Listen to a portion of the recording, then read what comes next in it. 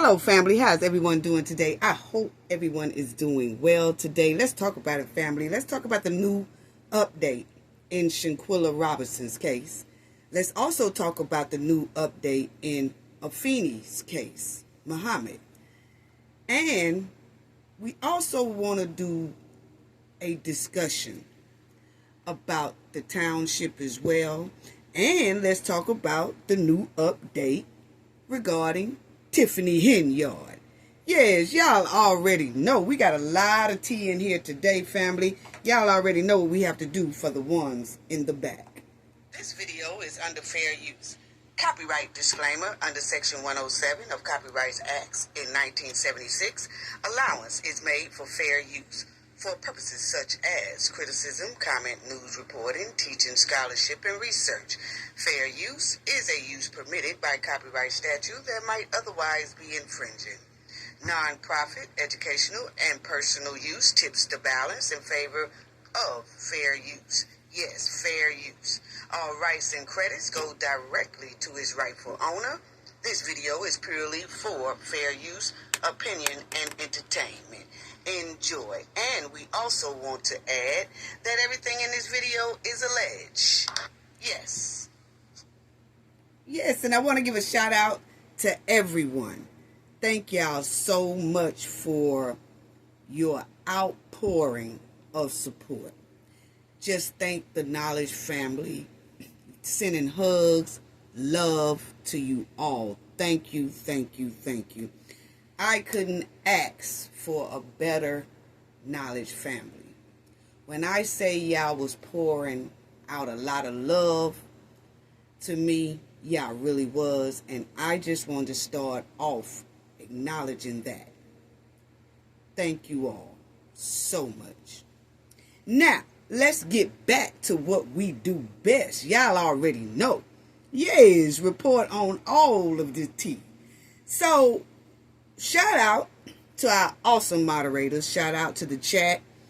Great chat. Shout out to the people in the comment section who leave a comment.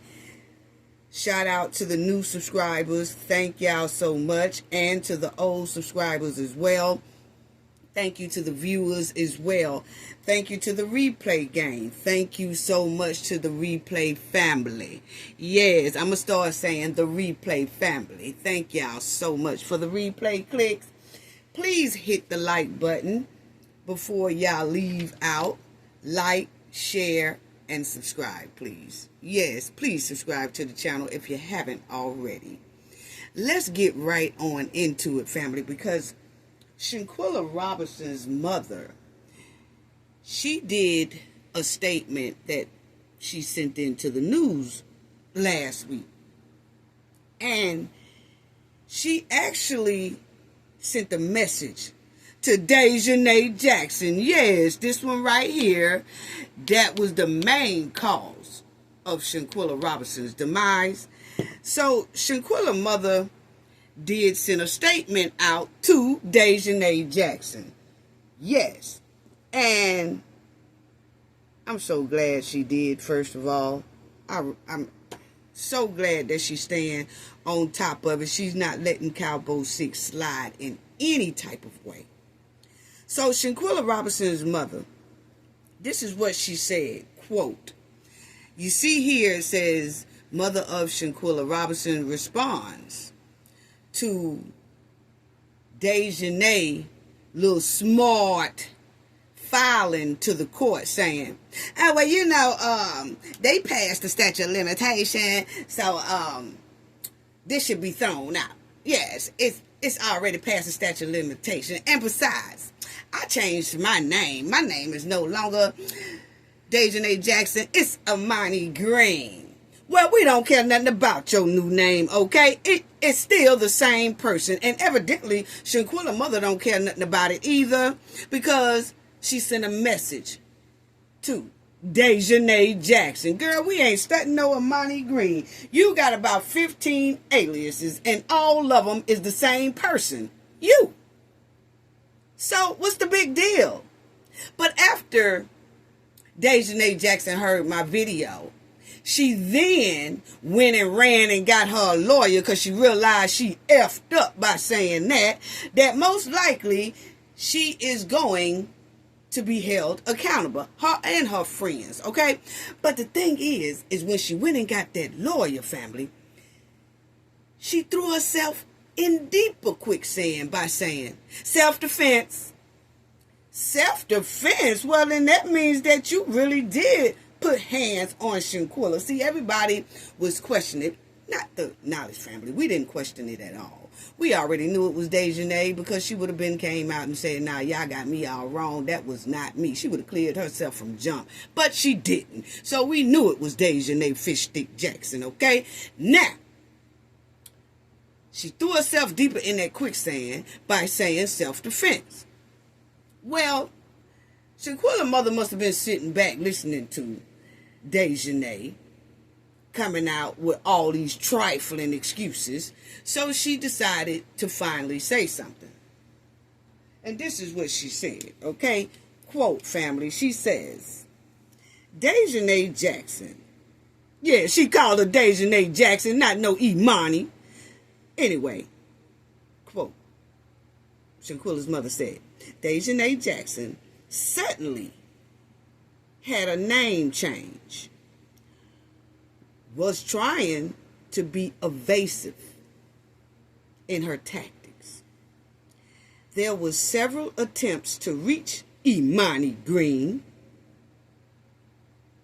So when Imani Green, end quote. So when Imani Green tried to say, oh, well, you know, they was serving it to the wrong person and this, that, so I didn't get it. That didn't work. That was through in the gutter trash, okay? And then she came back with self-defense.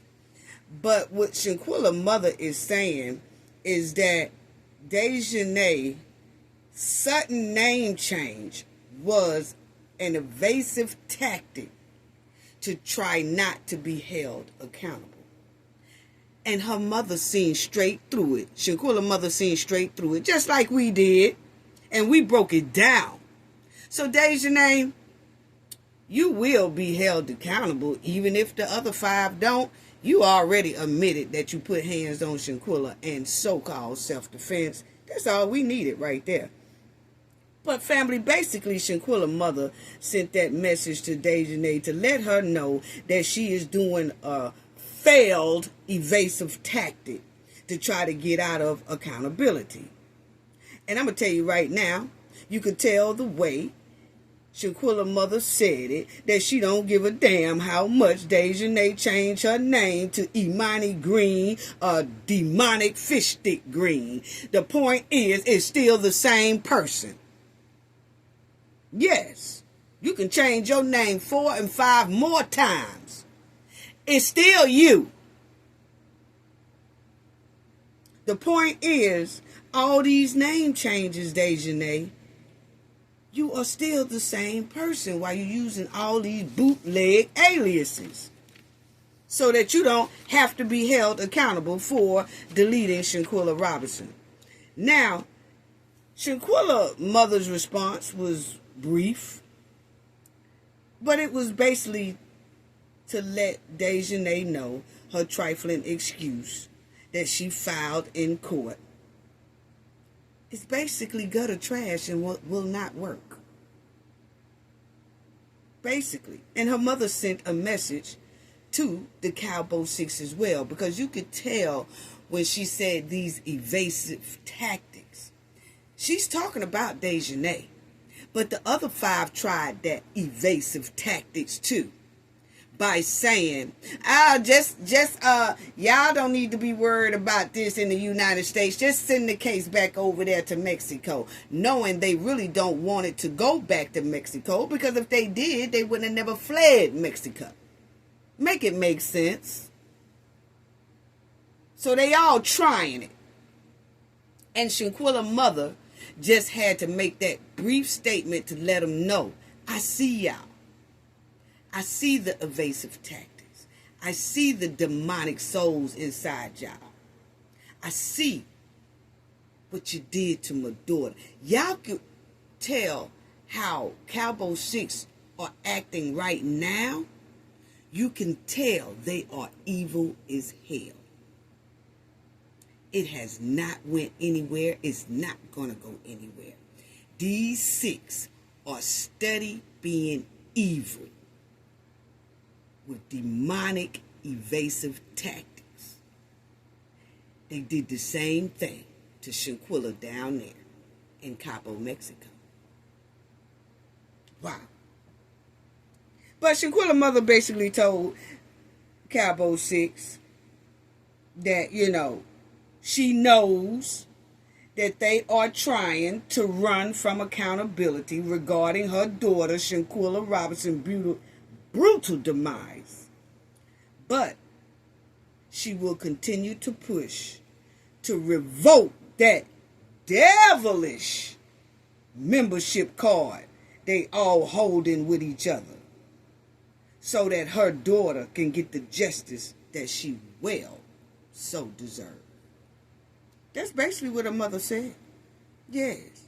That she see them and their devil membership card that they so dedicated to. She see them, and she just had to let them know right quick and talk directly to Dejanay. Brief, short, but heavy.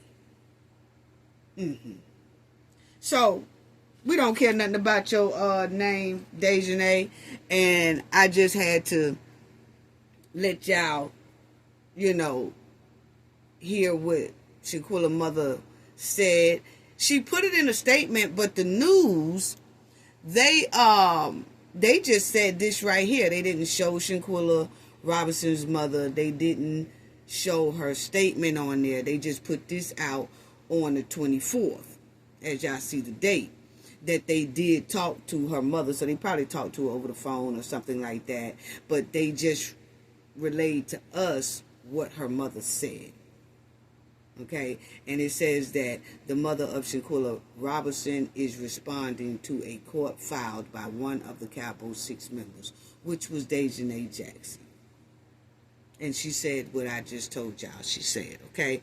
So we're going to stay on top of that. Shanquella's mother is definitely responding to them, staying on top of it. She's not giving up. Shanquella's father is not either. Not either. Shanquella's father is right there in the mix, baby. Please know he is. Yes, please know that her father is right there in the mix. And he not playing with him either. And he said, oh, she will get justice. That's what father said. She will get justice. So while they trying to do, the Cabo 6 are trying to do everything they can to get up out of this, Dejanay is definitely stuck now because she has admitted that she put hands on Shanquella by trying to use the self-defense method, even though we saw Shanquella never raised a hand at Dejanay.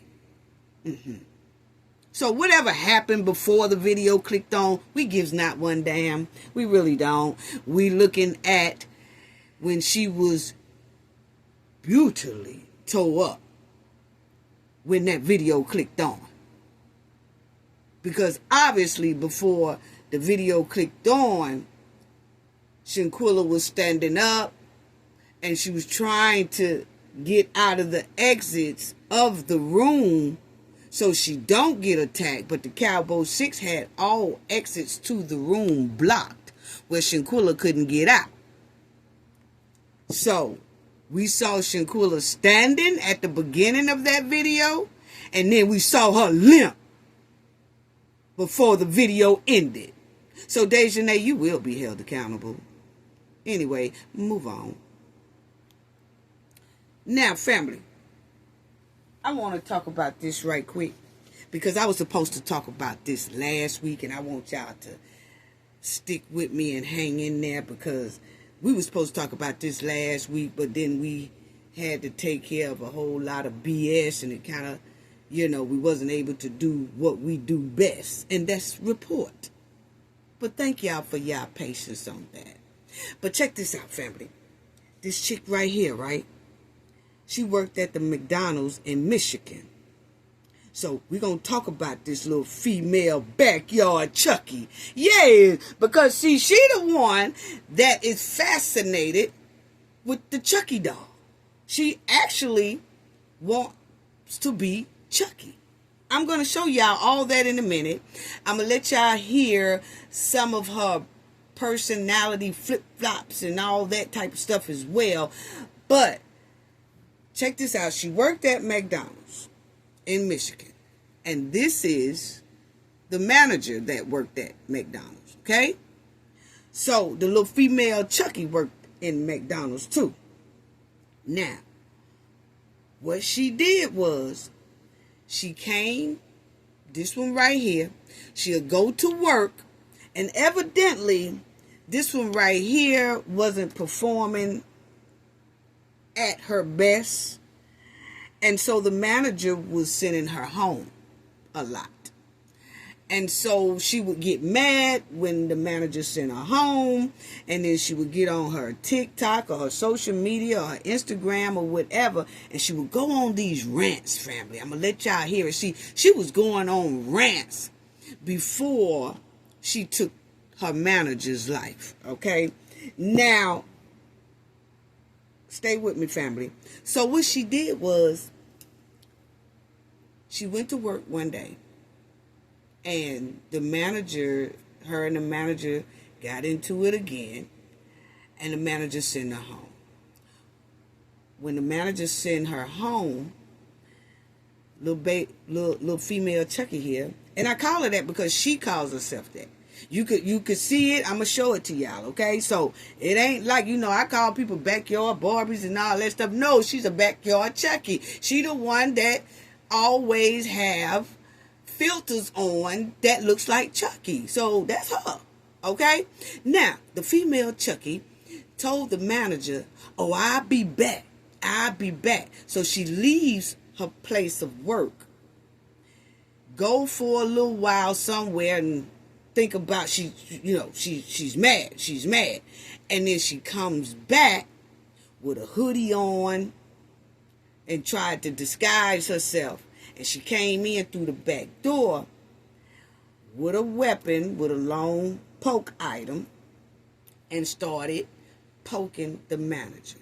Now, it was a man in the drive-thru that saw this because Afeni, this girl right here, was right in the drive-thru area poking this lady around 15 times. So the man in the drive-thru, he sees this, and the employees, they said they tried to stop old girl from going in there harming her, but I guess they were scared because she had that weapon. But the man in the drive-thru was like, "Oh my God." So he pulled out his pow weapon, and he powed up in the air. When he powed up in the air, that's what made her leave, because she didn't know if she was finna get hit with one of those hot leads, you see. So she gonna run up out the building, and that man jumped out of his car and caught her. He kept her on that McDonald's ground, not physically, but he did grab her and had her sit down on the curb at gunpoint until the police got there. And when the police got there, they arrested her. She told the police she meant to delete that manager because the manager is a bully, according to her. Okay? So, now, the female Chucky went to court again here last week. So she went to court on what she did, right? I'm telling you, look at that. See, y'all thought I was playing. Y'all thought I was playing. She is the one who put on filters looking like Chucky. Yeah, she do. Be doing all type of videos, posts, and all that. I'm going to kick it to y'all in a minute. I'm going to show it to y'all. But, I'm going to tell you, the girl can be, talk all right in some of her videos or whatever. and then she'll flip. See, I done told y'all about these people here that have these different personalities. They'll play like they cool. They'll play like they good. They'll swindle you with the charms and all that. But there's something deep going on inside of them. Okay? And certain people can see that. You know, you can't fool everybody. Some people you can fool. Some people you can't. Because when I saw this here girl's post way before she deleted the manager, like when I started looking at her different posts, I said, well, hell, she was showing signs that she wasn't wrapped too tight anyway. Very charming, nice looking young lady, but deeply disturbed on the inside. So, and I'm shocked that didn't nobody at McDonald's check out her posts prior, because they would have knew that something was wrong with this young lady, you know. But then again, probably didn't nobody really mess with her like that to be trying to go to her social media, so they didn't know. But I do think businesses sometimes, when they constantly having problems with somebody, and then, because this manager most likely was saying to herself, something ain't right about this girl, but she really didn't have grounds to fire her. I think she was on her way to firing this girl, because she was sitting at home. You can hear the girl say, I'm going to let y'all hear it. You can hear the girl say, she sent me home again. She sent me home again. So normally when they keep sending you home like that, termination is not too far behind. No, it's not. So, anyway, now I'm going to let y'all hear when she went to court. But just here last week, she went back to court for a second time because her lawyer wanted to ask for an evaluation. I was like, you just not asking for that? You should ask for that when y'all went to her bond hearing. But I guess he couldn't do it then. I don't know. But anyway, they went back to court again, like on the 23rd or something like that, and asked for her to be evaluated because something is off, is what her lawyer was telling the judge. So the judge said, all right, then we'll do that. But this is the manager, okay? This is the manager that old girl deleted, okay?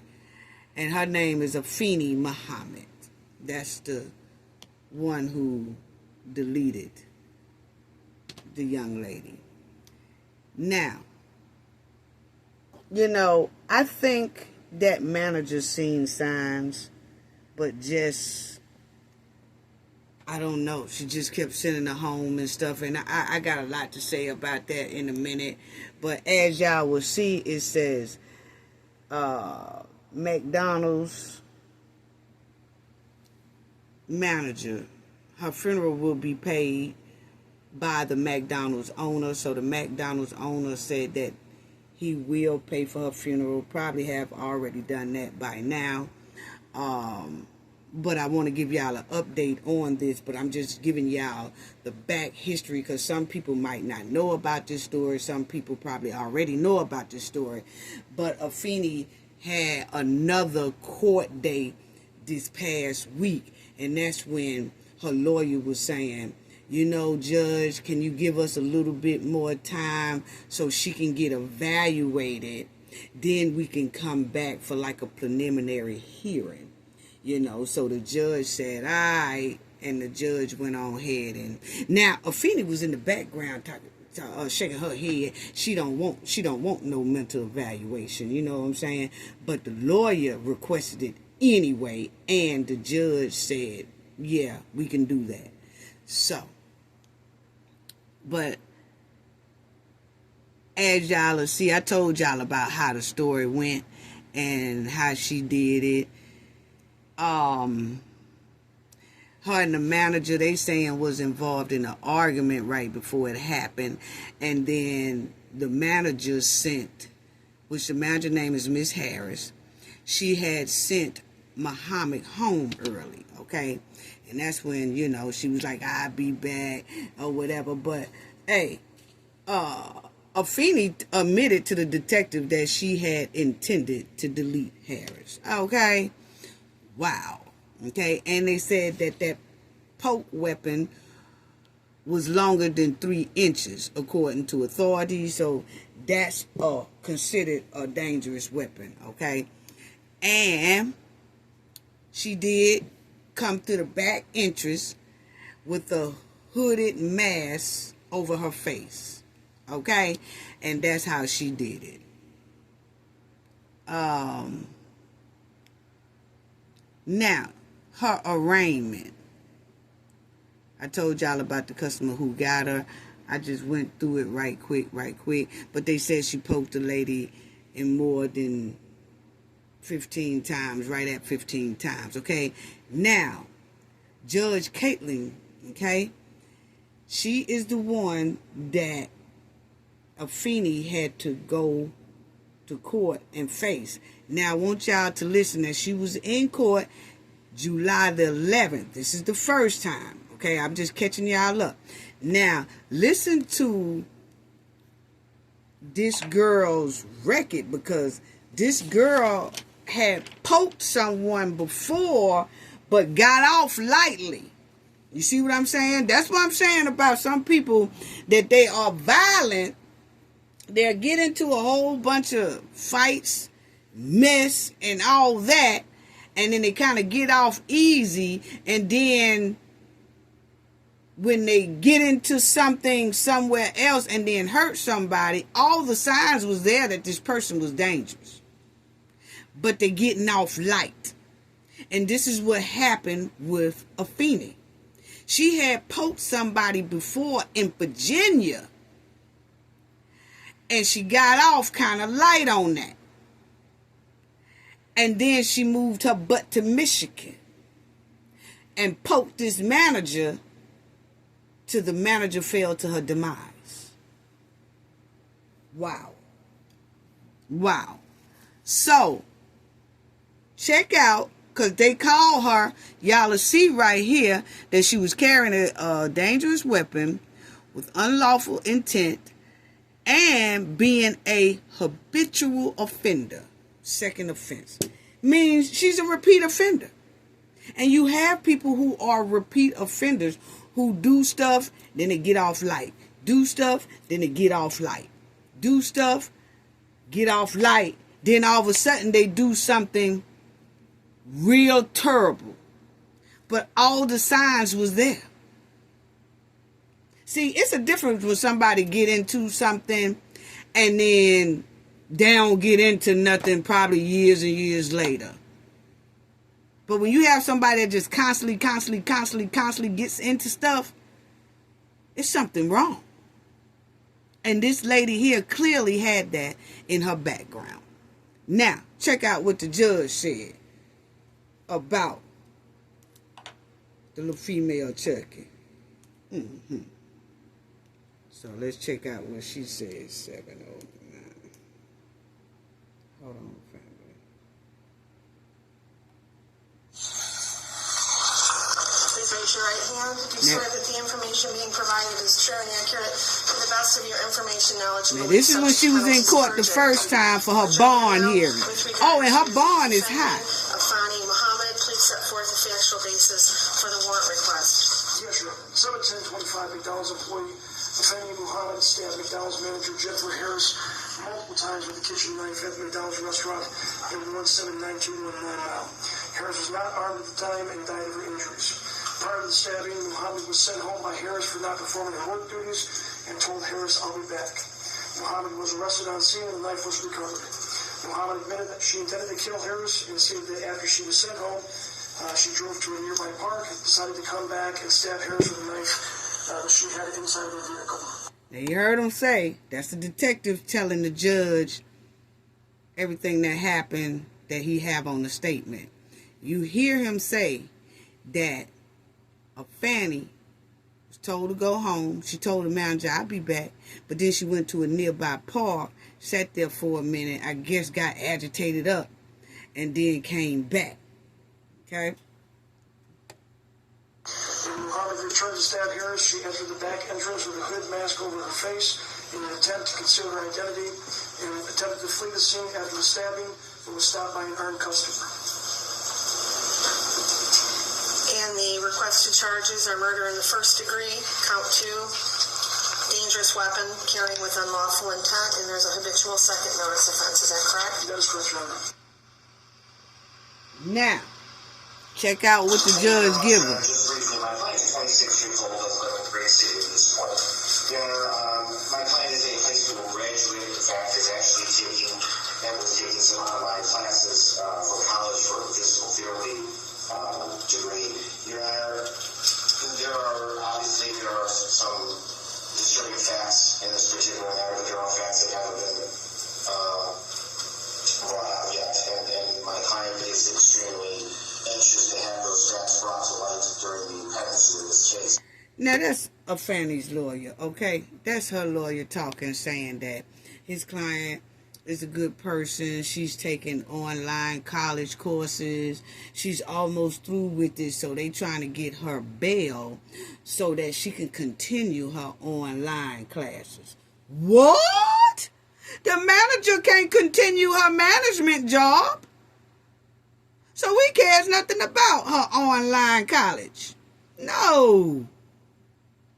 And from what we see, she shouldn't.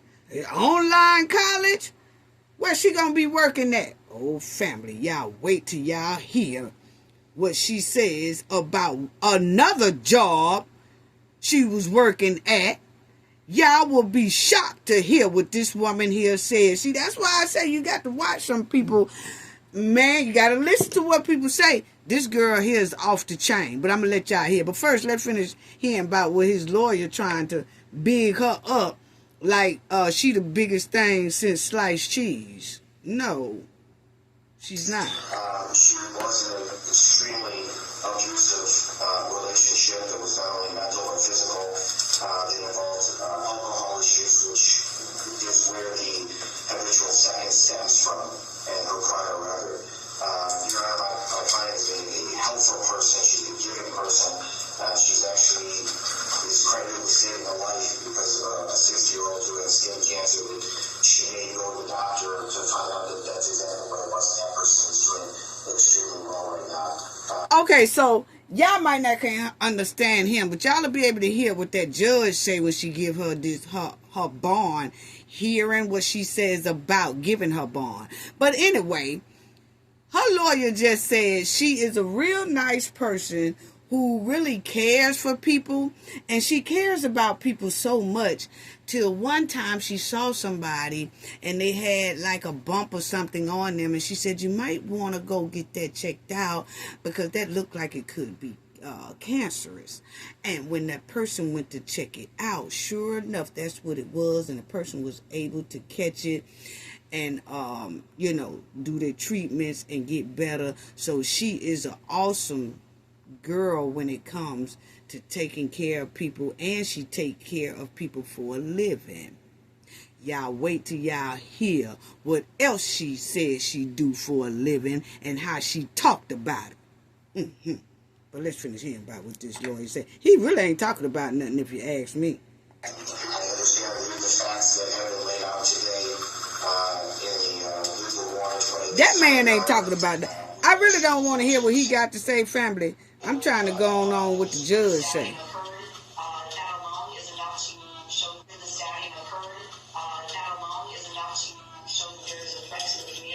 Okay, yeah. First of all, the court can consider whether or not this defendant is a threat to the community.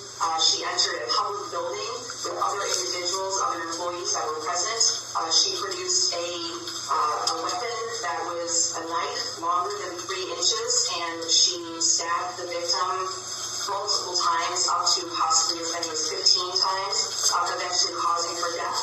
There were other employees that were present at the time, some of which attempted to help the victim after the stabbing occurred. That alone is enough to show that there is a threat to the community. She then ran from the building to her vehicle, presumably with the intent to flee from the scene. She was stopped by a helpful bystander. You're also able to consider the likelihood of conviction in this case, given the facts as laid out by Detective Showers and the information that the prosecutors have reviewed in order to defendant, there is a very high likelihood of conviction. And then finally, the defendant does have a prior instance of at least one that I'm aware that involved a stabbing. See? Similar, obviously, to the stabbing that occurred in this case involving a knife. So given all of those factors, and given the fact that this court does have authority to give no bond to defendants charged with murder, I am asking at this time for no bond in this case. Thank you, counsel. Okay, so y'all heard what the prosecutor said. Nah, we don't want her to have no bond, Your Honor, because she off the chain. Something ain't right. This is not her first offense. She did poke somebody in Virginia before, and now she's done it again, and that person fell to their demise. So she's off the chain, and they really didn't want her to get bond. Okay, so then you're gonna hear what the judge says, okay? And then I'm going to tell y'all about here just this past week. She had to go to court for a second time. And now she's trying, that's when her lawyer wants her to be evaluated. Now, I'm also going to show y'all something that she said in her video before she deleted the manager. She said something in her video that makes me think she was trying to set up an excuse for self-defense. And she knew she was going to do this to this woman. So she made a video prior to deleting this woman. And there's something she said in there that sounds like she's going to try to use self-defense. If her mental thing don't say, her evaluation don't say she's totally cuckoo, okay? I think she's going to go to that self-defense thing next, and I'll show y'all why I say that later on, okay? But listen to what the judge said about her bond. Carrying penalties up to life without parole. Additionally, carrying a dangerous weapon with unlawful intent further underscores defendant's potential threat to public safety. Defendant has a prior criminal record out of Virginia for malicious wounding. It was actually felony malicious wounding that was reduced to unlawful bodily injury concerning a stabbing. And that is what gives rise to the habitual second. And in determining bond, the court must look to the factors outlined in Michigan Court Rule 6.106. Number one, the seriousness of the offense and the danger posed to the community. The charges here involved a violent crime with a weapon, indicating a substantial risk to the public. The court finds there is a significant threat to public safety, and therefore the bond must reflect that risk. Number two, the weight of the evidence against the defendant. While the evidence is not fully before us and the defendant is cloaked with the presumption of innocence, the nature of the charges along with the prior criminal history suggests that there is substantial evidence against the defendant. Defendant's criminal history: the defendant has a violent criminal past. The history supports the court's concern that the defendant may engage in further violent conduct if she is released. The defendant's ties to the community: while the defendant is relatively young at 26 years of age, there's no indication that she has any significant stabilizing ties to the community that would ensure her return for court appearances. Without these ties, the court is concerned about the likelihood of flight. Number five, defendant's risk of fleeing or failing to appear. Due to the severity of the charges and the habitual offender status, it makes the defendant a high risk for flight. The court finds that this factor weighs heavily in favor of a high bond amount. Substance abuse or mental treatment: although there are no reports at this time suggesting that the defendant suffers from mental health or substance abuse issues that would mitigate the risks posed by defendant's release, the court is, after considering all of these factors, going to be setting bond at $25 million cash. What? With conditions. Cash only. To meet those conditions, she must be on a GPS steel cuff tether. Well, we ain't even got to worry about her. If she pay that $25 million, she have to wear a tether and all that. We could just scratch all that, cause girl ain't coming up with no $25 million cash. No. If so, she wouldn't have been at McDonald's. Point blank period. So we can skip the tether. Yes, ain't no tethers. Okay? No, ain't no ankle monitors. You ain't getting up out of there. So, that was the update I was trying to get y'all caught up to. Now, she went to court last week. And a lawyer was saying, hey, look, I want an evaluation and all that. So the judge said, okay. So the judge has set her hearing to review the case to see if she's off upstairs in the head or not. Okay? And that's going to be September the 3rd at 1 p.m. Okay? Now, this is how this girl does her posts on her social media. When she making videos and stuff like that, she will put on a filter that reminds you of either Chucky or some type of dark figure. Okay? And when she move her face, sometimes you can see her face, and then she'll realize you can see her face, and then she'll turn back to where the filter come back over her face, and she be talking cash money mess. Yeah, she be talking cash money mess all the time.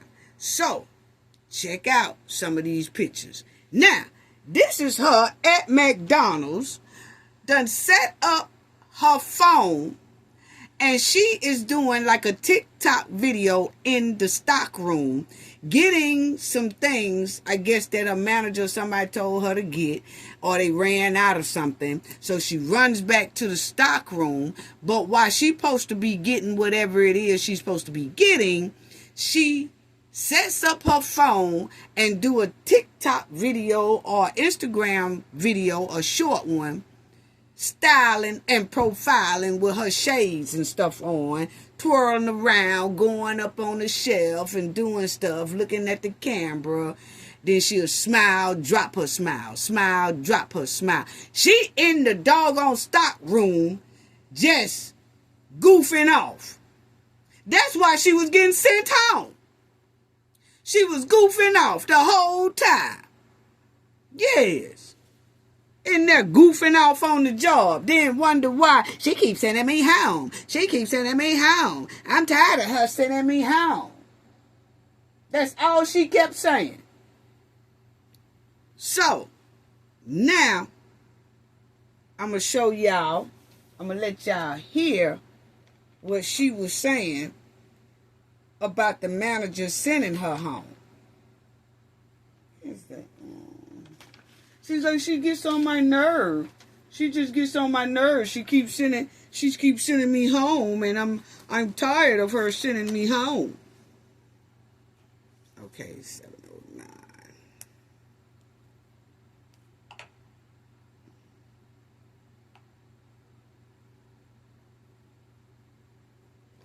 I'm tired of her sending me home.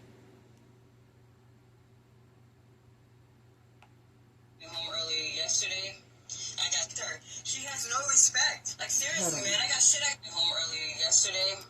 I got sent home early today by the same person. I'm telling you, she's a bully.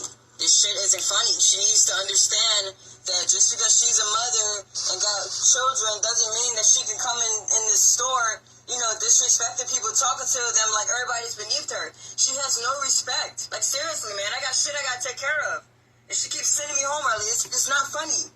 She's playing games.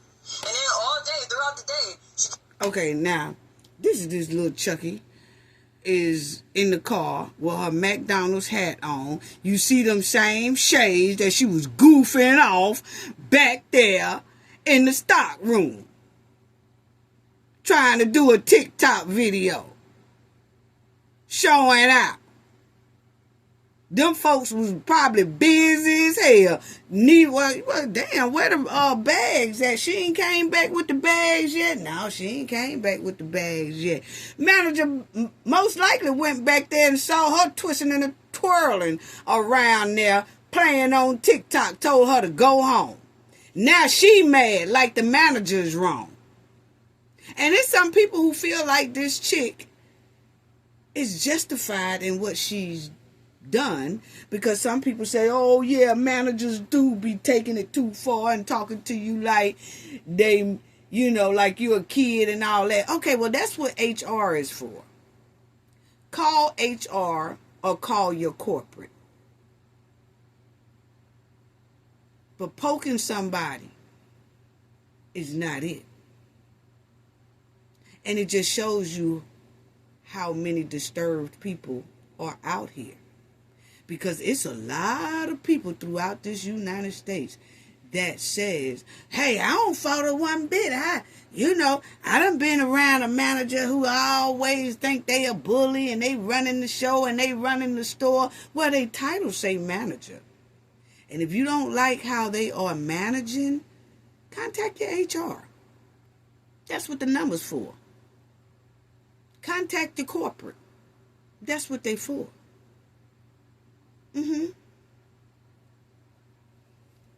Let's finish listening to this backyard chucking. Keep saying that little racial shit. And then throughout the day, she keeps on like putting negative energy in there and talking about people, gossiping about people.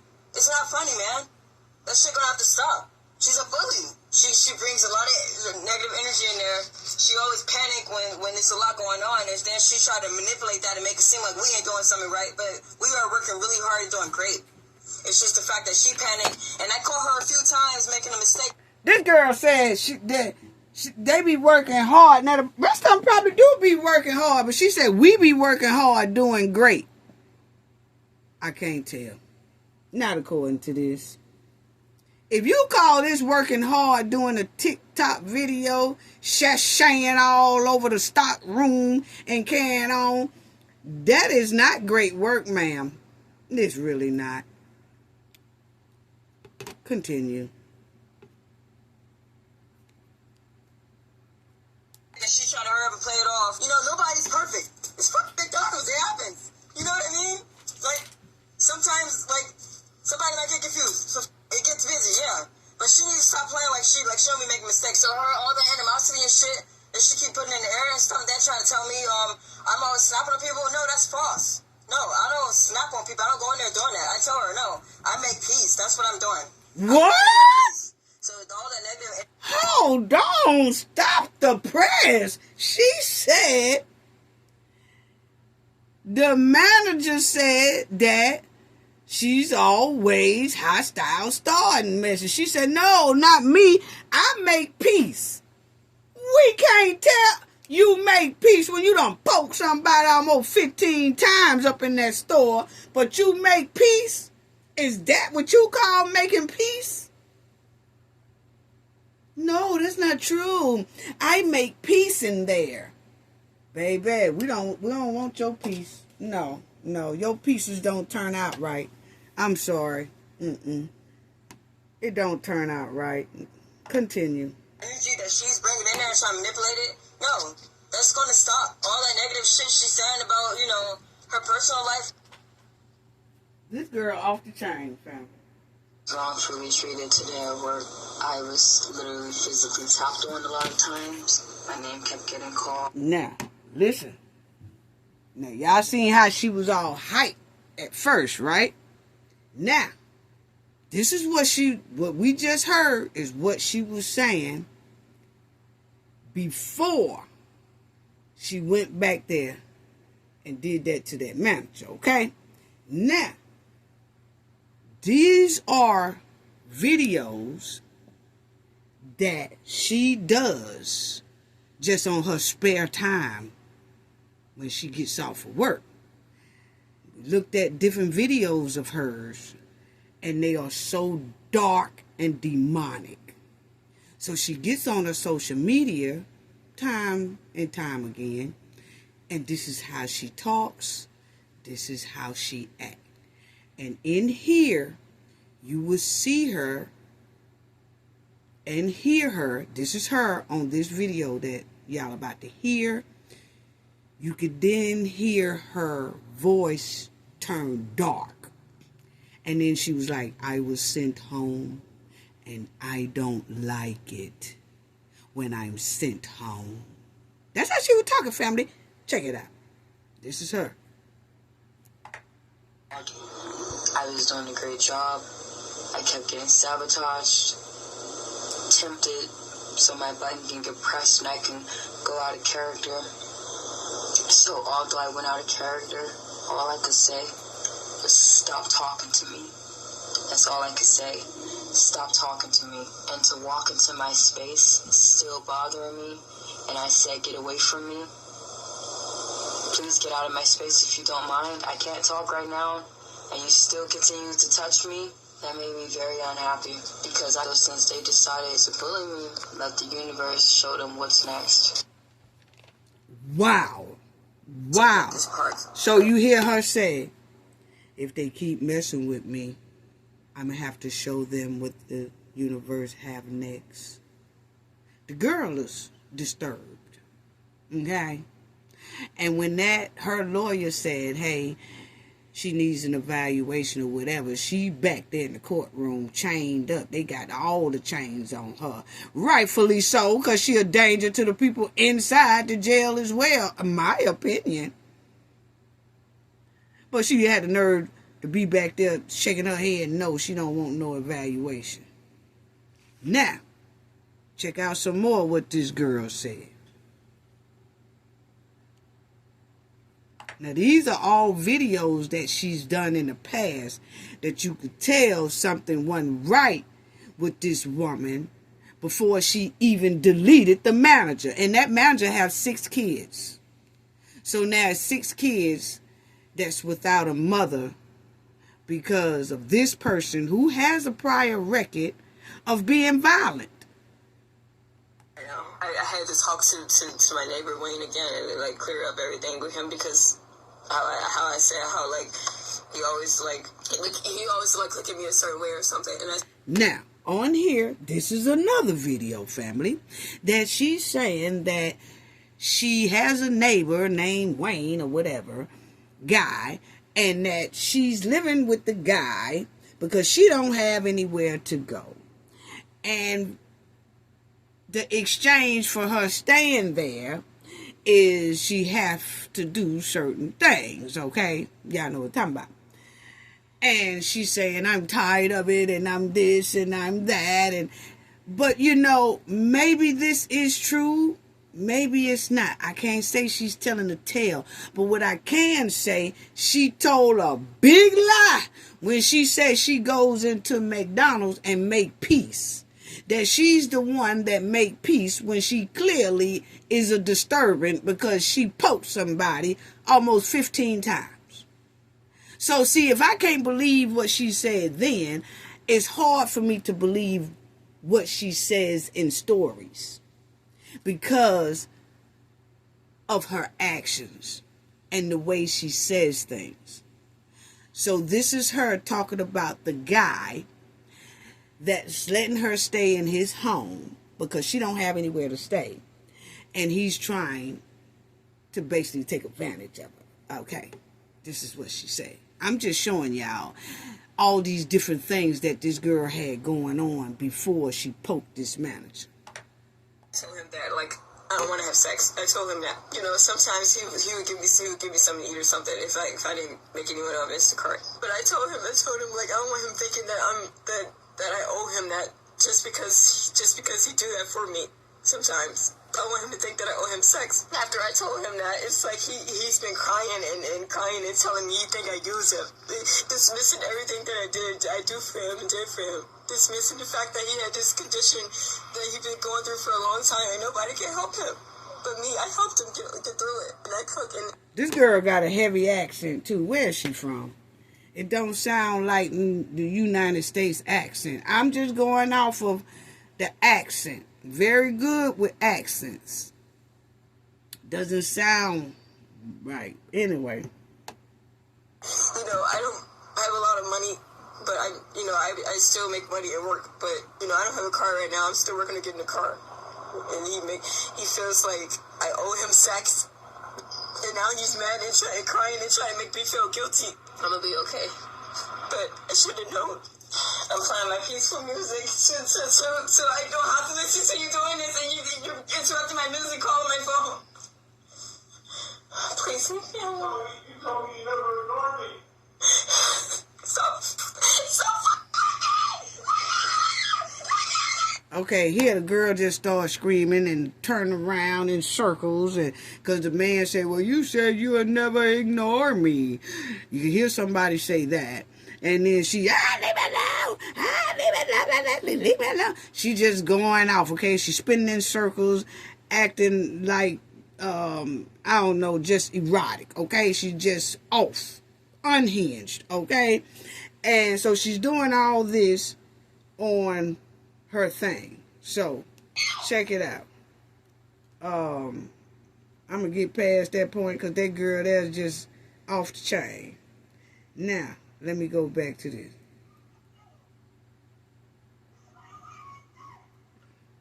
The girl is off. Now listen to her in the car. This is a whole now this is a whole nother video. This is what I'm talking about, family. This video here is her in her car, and she cleans house as well.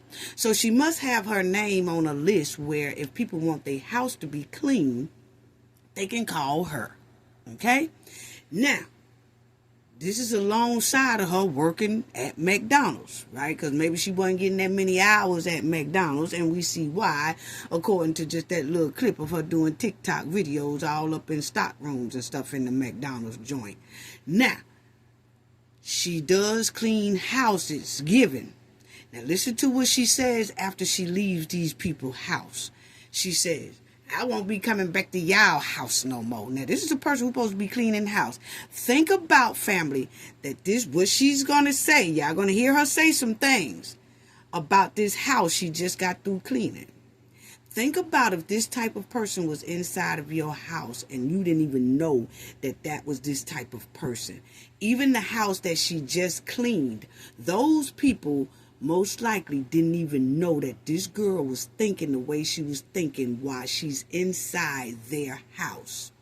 If you listen to her, those people was really in an unsafe environment with her inside of their home cleaning.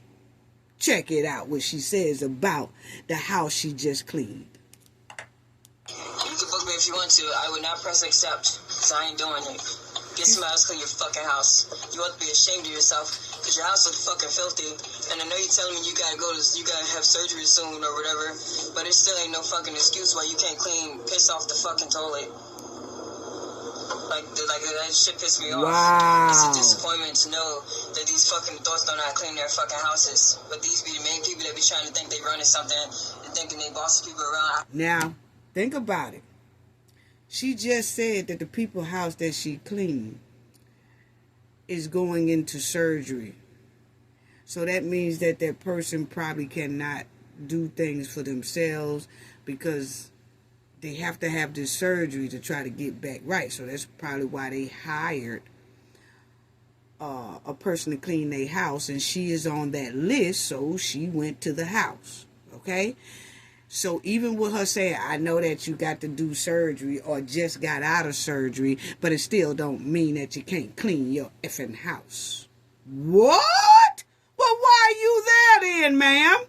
I'm telling you, an unhinged person coming to clean somebody's house. And you could tell the way she is talking that she was really probably cleaning that house and getting frustrated and ticked off and started going through a whole bunch of her demonic thoughts. Wow. Like they boss everybody. Well, what's going on with your houses though? Why your houses look filthy like this? What's up with that? Because I'm mad now. I'm heated. Or just because I get paid and stuff to clean houses, that means that, like, I'm a fan of you people. No, you people are a fucking disgrace. You people are a fucking disgrace. Your houses look a fucking mess. Think about it, family. Just pause. Pause. She took the job because she need money. But listen to how she's talking to them people. Can you imagine her inside of your house cleaning and you don't know that this girl really thinks like that? See, people should do background checks before they even let people come in their house and clean.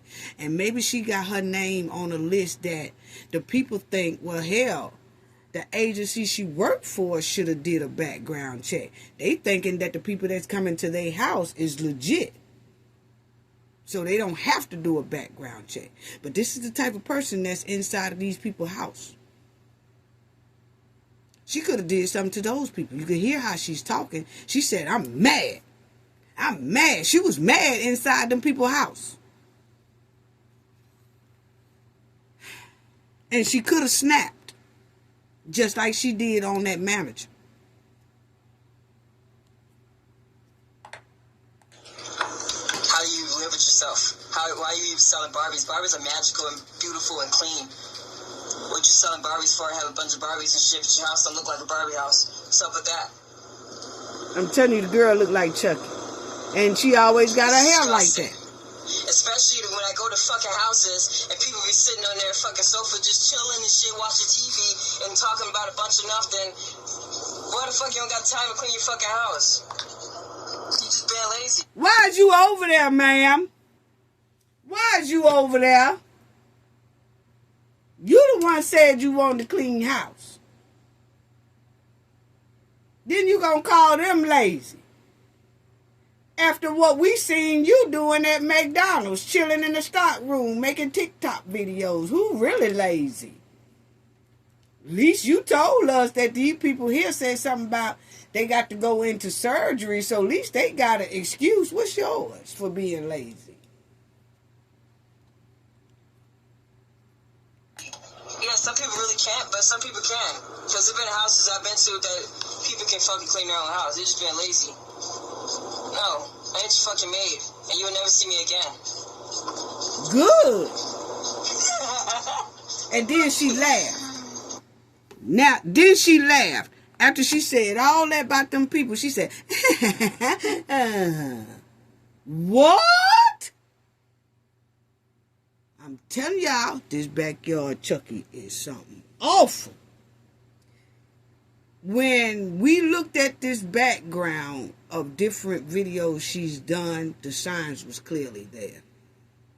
That it was just a matter of time before she hurt someone very seriously. And she did. Hate we saw this because of the incident she did to the manager.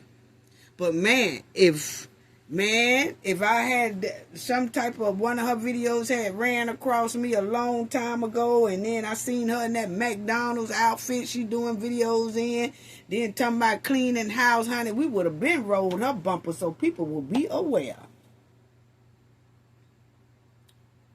Unbelievable.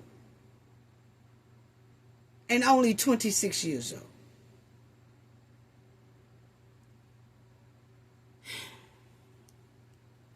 Proceed. Now, this is some of the continuation of her talking about being sent home. This is the part where I was saying, if she's gonna try to holler self-defense. I think she was setting this video up here about being sent home, and she said something in here that made me think, oh, is that why you really said that? To try to use self-defense? Look like premeditated to me. Coming in there talking about some, yeah, I broke my door. Well, it was premeditated. Well, it was premeditated when she had time to go to the park after she was sent home, sit in her car, then come back and do what she did to the manager. She had time to think. It's an ad. Well, you know, telling us that, like, the f*** you telling us you pulled a gun on your kids for? You sound like a psychopath. That's what I wanted to tell her. Then she talking about the manager. She blacked out. I'm like, yeah, you must have blacked out if you pulled the gun out on your kids. Like, you know, like, I'm like, what the f*** you telling me this for? Like, make it seem like that she big dog or some shit. Check it out. What you telling me about you pulling the gun on a kid? I don't, like, that shit doesn't scare me. You know what I mean? That shit doesn't scare me. If she thought she was trying to intimidate me, that shit didn't intimidate me at all. I don't give a fuck about her telling me about something what the fuck she did. Maybe that's why they always fight her to defend herself. They probably felt like their life was threatened. You heard that? Now, y'all heard that? See, she put that in that video to say that manager came to work one day and was talking about she pulled a pow out on her kids and stuff. And managers, y'all stop telling y'all business to employees. That's not employees' business if that's true. Okay? You don't supposed to come to work telling your personal business. Because then people will try to use it against you in a case like this. Because she clearly said this. And you hear her say, oh, I don't care. I don't know why she told me nothing about all that. Like she was intimidating me. And that's probably why everybody else in there is scared of her. Because she intimidate people. And a lot of people are scared of her.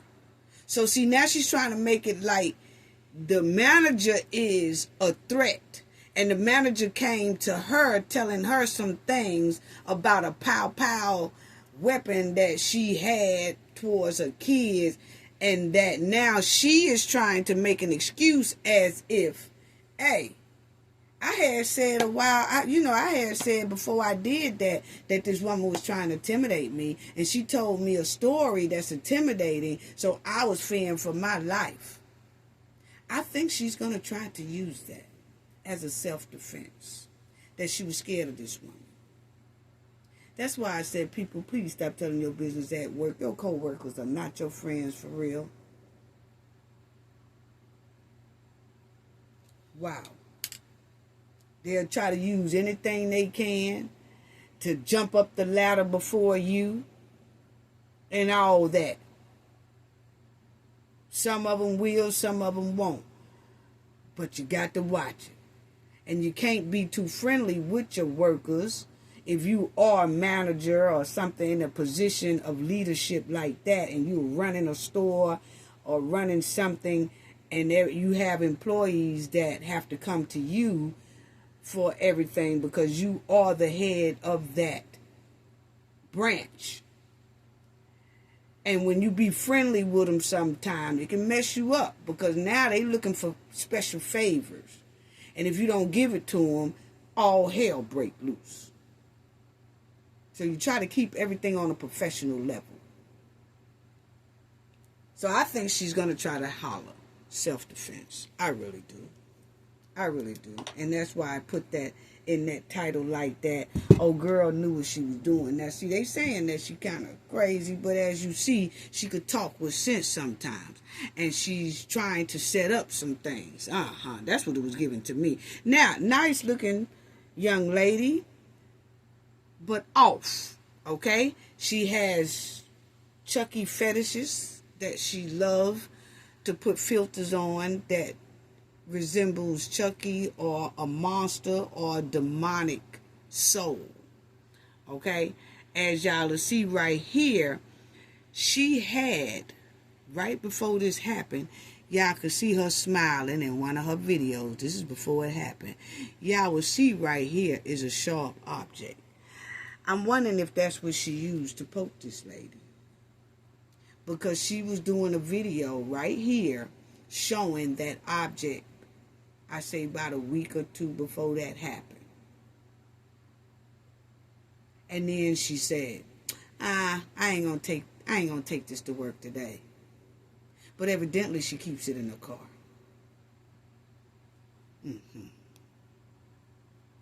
I wonder if that is the weapon she used. See the sharp object? It's like a switchblade. It's long too. It's long too.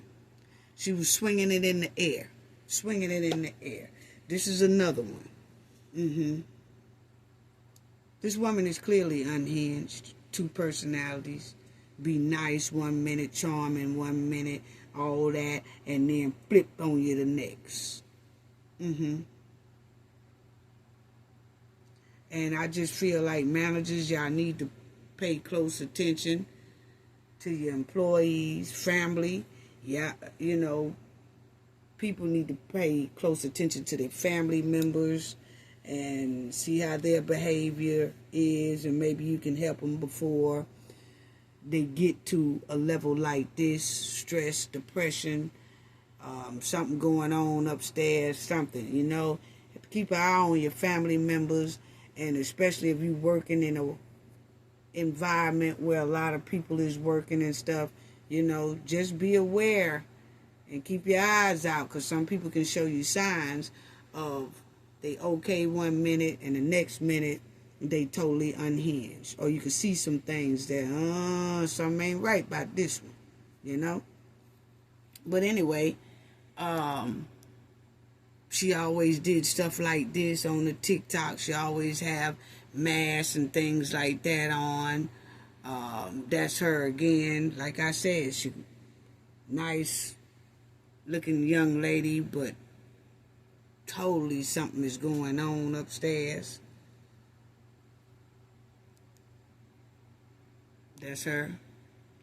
Hold on.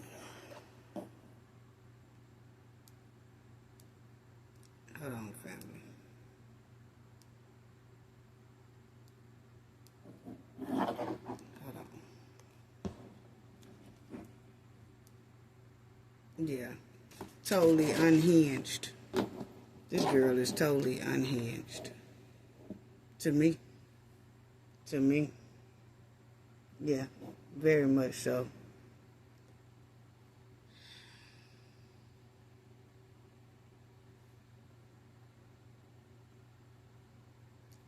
Nice looking girl, and she keeps the red. She keeps the red, and then the filters be all something that's kind of disturbing on a lot of her videos. You know what I'm saying?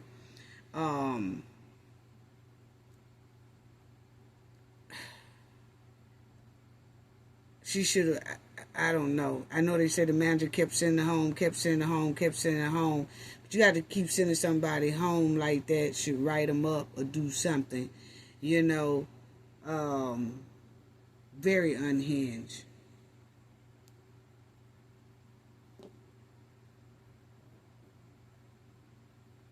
She always have on these animated type things, you know.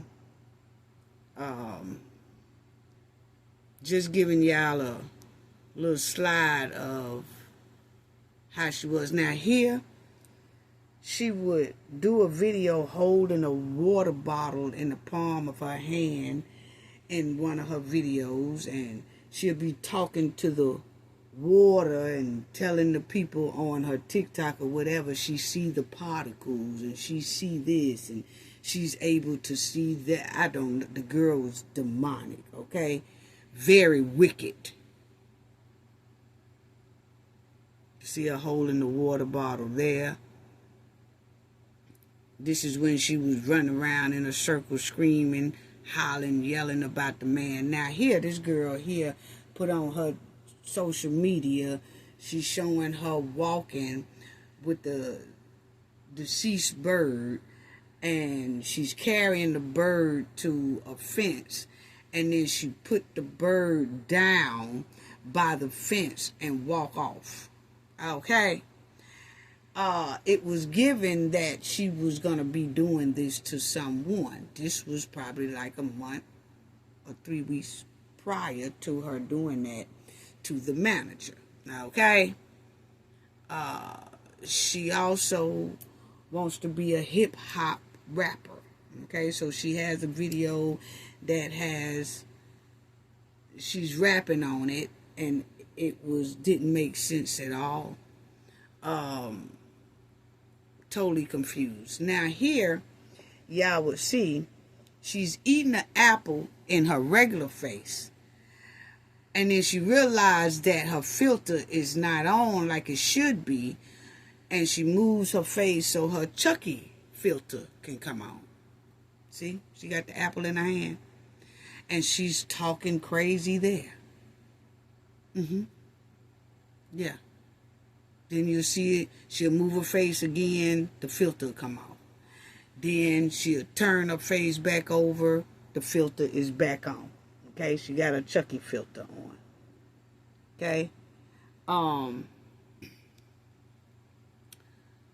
She always dress up like this.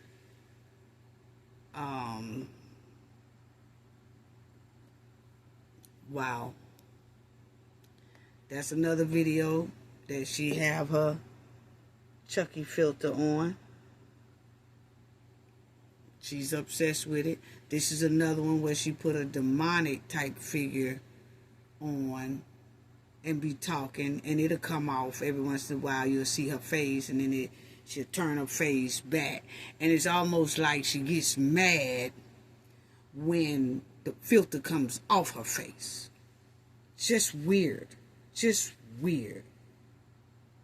You know, there's some people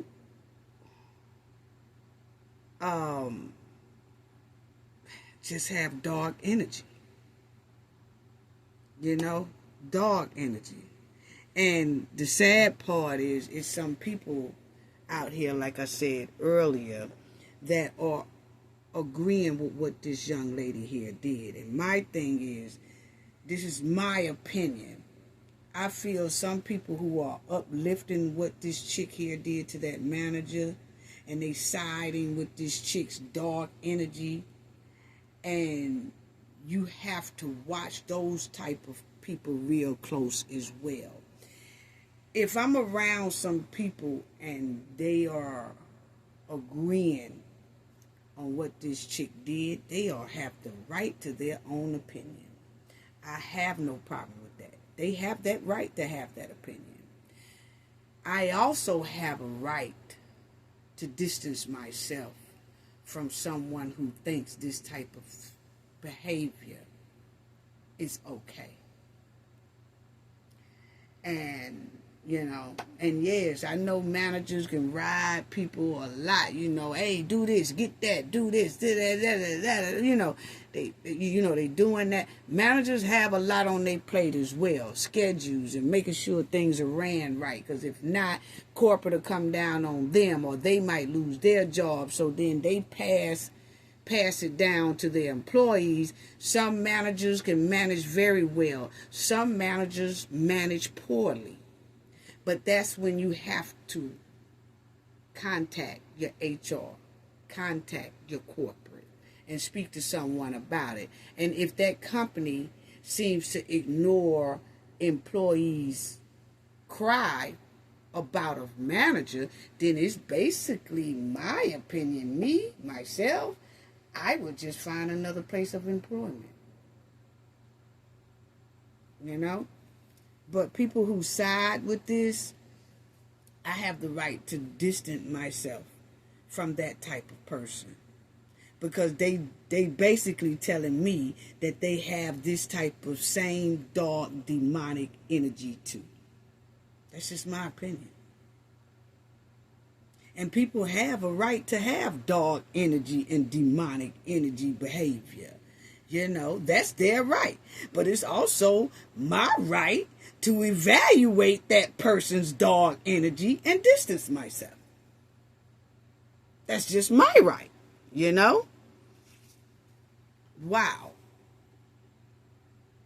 Look at this. Look at this. She's doing this before. So when her lawyer say he wants to do an evaluation, I can understand that. And she do this with Play-Doh too. She put Play-Doh in her hand, and then she would say, I can see the particles. I could see this. What? Yes. Just off the chain. Off the chain. Off the chain. Yes. So we're going to keep our eyes on this here story, because like it says, September the 3rd is when they go back to court, because the judge allowed her to get this mental evaluation. And so I guess they're going to see what that mental evaluation reveal. And then they're supposed to come back to court September the 3rd and tell what it revealed, so that the judge will know how to move forward with her case. Because if it's a mental thing going on, it depends on how it is. They might not even push it to trial or something like that. You know what I'm saying? And then maybe they will. We just have to wait and see. You know, but if it shows that she's sane, like, ain't nothing wrong with her, she's just evil, then we'll know then what the judge gonna set trial and things like that. So, yeah. These are things that she did online constantly. It's like every day or every other day she was on there doing something like this, talking in weird voices and all that stuff like that. And there's a lot of people who liked her. She was a good influencer. It's a lot of people who liked her. She had a pretty good following. Yeah. She had a pretty good following. I just hate that the manager lost her life, and she has 6 kids and had some young ones too. That's like in elementary, you know? And she was back there playing and carrying on. Look at this. Look at here. All up in the stock room playing and doing TikTok videos. Or Instagram videos. And it's just sad that this lady got caught up and they didn't know that every time Afeni walked into that restaurant, she was a ticking bomb. She was. In a matter of time. That's anywhere. She could have did that in the people's house that she cleans. You could clearly tell how she was talking. You know? Now, to the hen. To the hen. The hen is basically past due. She supposed to been paying. She got the, well, you know, now the judge is saying that Tiffany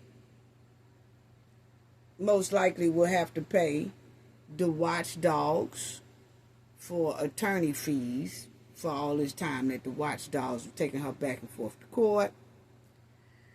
Or either she pays her fine, but the judge has dropped Tiffany's contempt of court. I'm telling you, there's so many droppings around here. Boy, they get more breaks than a little bit. I'm telling you, I'm getting ready to talk about Illinois in a minute. But I'm telling you, y'all will see here that it says, judge won't fine Dalton Mayor Tiffany Henyard in license dispute. Wow.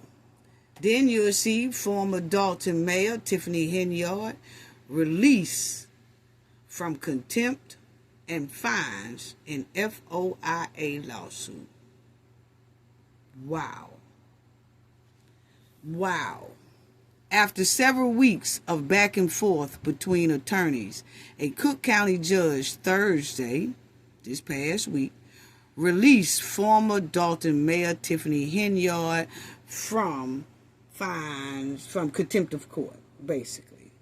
And they will see if she has to pay the attorney fees or fines.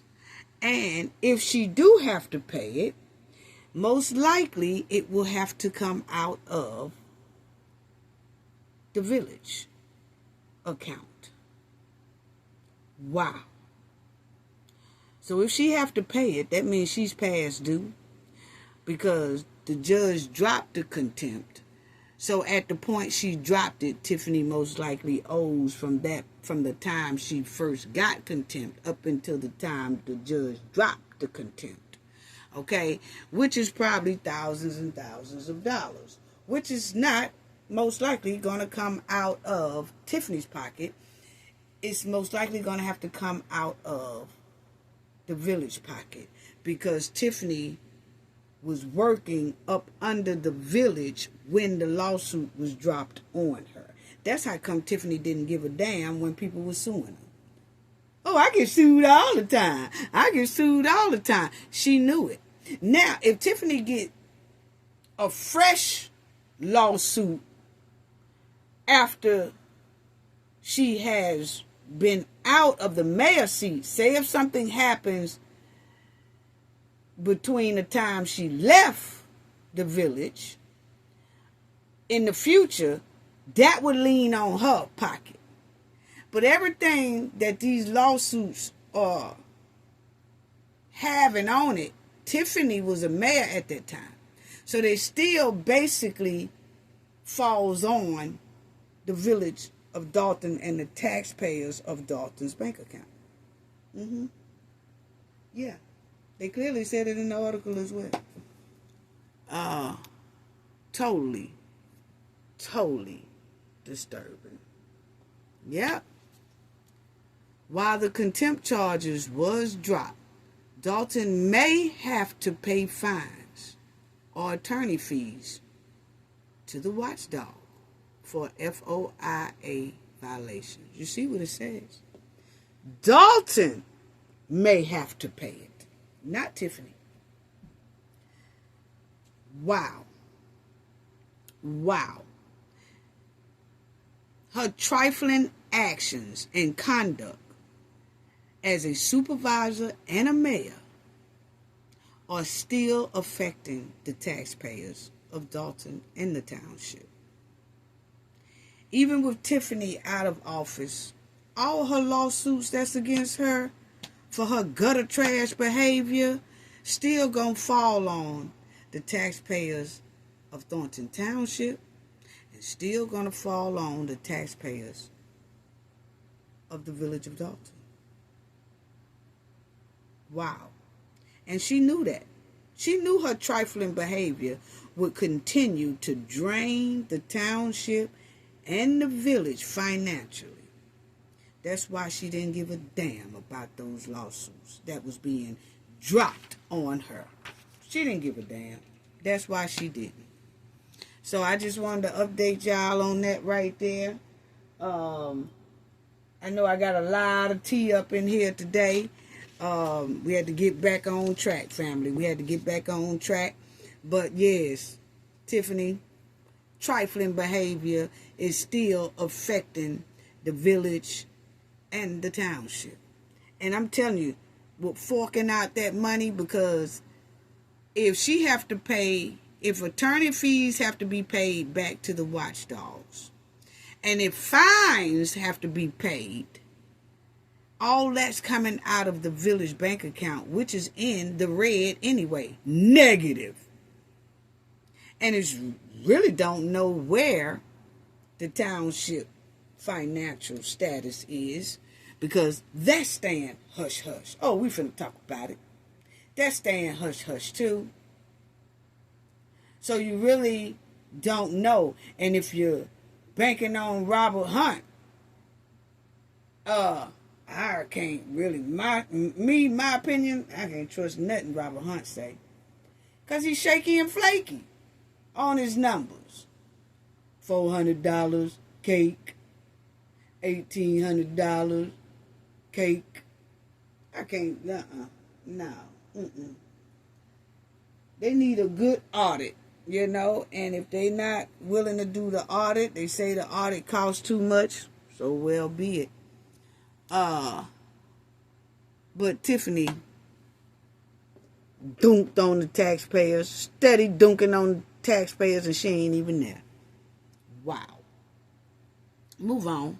Now, let me talk about this right here, because I did see that there was an article about Napoleon's salary, and his salary is a little bit more higher than Tiffany's, in the $200,000 range, and then he gets his 80-something thousand for a senator, so would have roughly put him around about 270, 280 or something like that.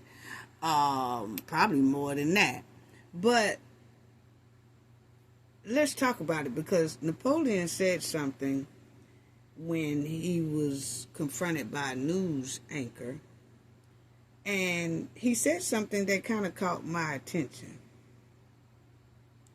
But I do want to say that that salary, they said it's supposed to be about $59 or in the $50,000 a year, a little bit more than $50,000 a year for your first term, and then after that you move up and move up. Your salary gets higher and higher. But in this case, hey, Tiffany started off with what Frank Zuccarelli had, and now Napoleon is continuing to have that same amount of a salary. But I do feel like it should have been transparent, where the residents should have known about the salary hikes and that the salary was going to stay the same, I just think that the residents should have known about it if they're going to overstep the mandate of how salary is really supposed to go throughout the township and their supervisor and administration.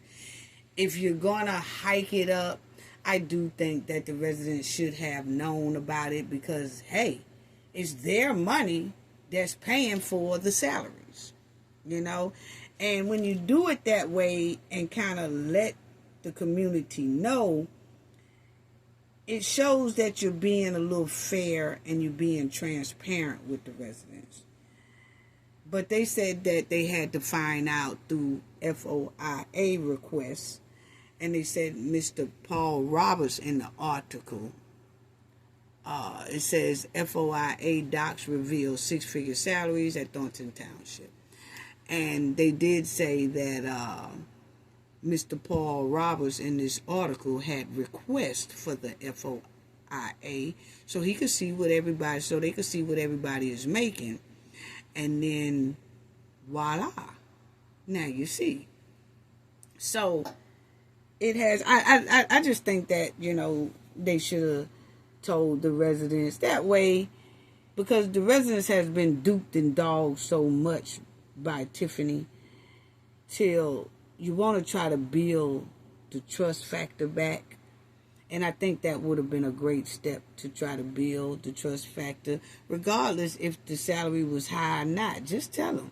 And just tell them, hey, I think I deserve this, because I'm going to change this whole thing around. I'm going to change the township around.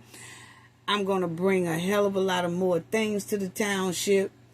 Y'all would have more opportunities to take advantage of under my leadership. And for me to do all that, I need to make this.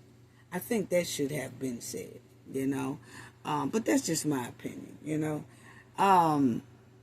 But you'll see here that it says that the Democrat nominee is making $202,000 a year in his township role, okay? And which puts him at about $380,000 a year because of the senator job. But I just want to look at here. It says, okay, they said that he asked him a question. I want y'all to listen to this. Said that the news guy asked Napoleon a question, and I thought I had it on here. But anyway, let me finish with this right here. Okay, there it go. 318. But I just feel like it should have been said. Despise anybody. This is Napoleon. What I've done was, and I've stated this, I'm about doing the right thing and supporting what the people needs of Thornton Township, and I've done that. For you to say, sit here and suggest that anything is being improper or done wrong is not a fair assessment of what's happening. Okay. So, he said that he's putting the residents, let me see, let's hear that again. Publicly despise anybody. What I've done was, and I've stated this, I'm about doing the right thing and supporting what the people needs of Thornton Township, and I've done that. For you to say, sit here and suggest that anything is being improper or done wrong is not a fair assessment of what's happening. He said he's about doing the right thing for the people at the township. Okay? And it's too early to tell. So I can't really say, what he's doing yet. That salary is deep. But he said he's putting their best interests, and he's done that. And so he's going to continue to doing that. And for anybody to suggest that he's doing anything wrong, which they say that the salary is not supposed to be 202, it's supposed to be like $59,000 a year. Okay? So I don't know, but the thing is I just have to wait and see. For real. What is he going to bring to the table for that $202,000? Okay, he's making it now. Have to see what type of accomplishments he's going to bring to the table for the residents. I guess it takes about 6 months to see how effective his plan is, if he have a plan. I don't know. But I do want to say this, is that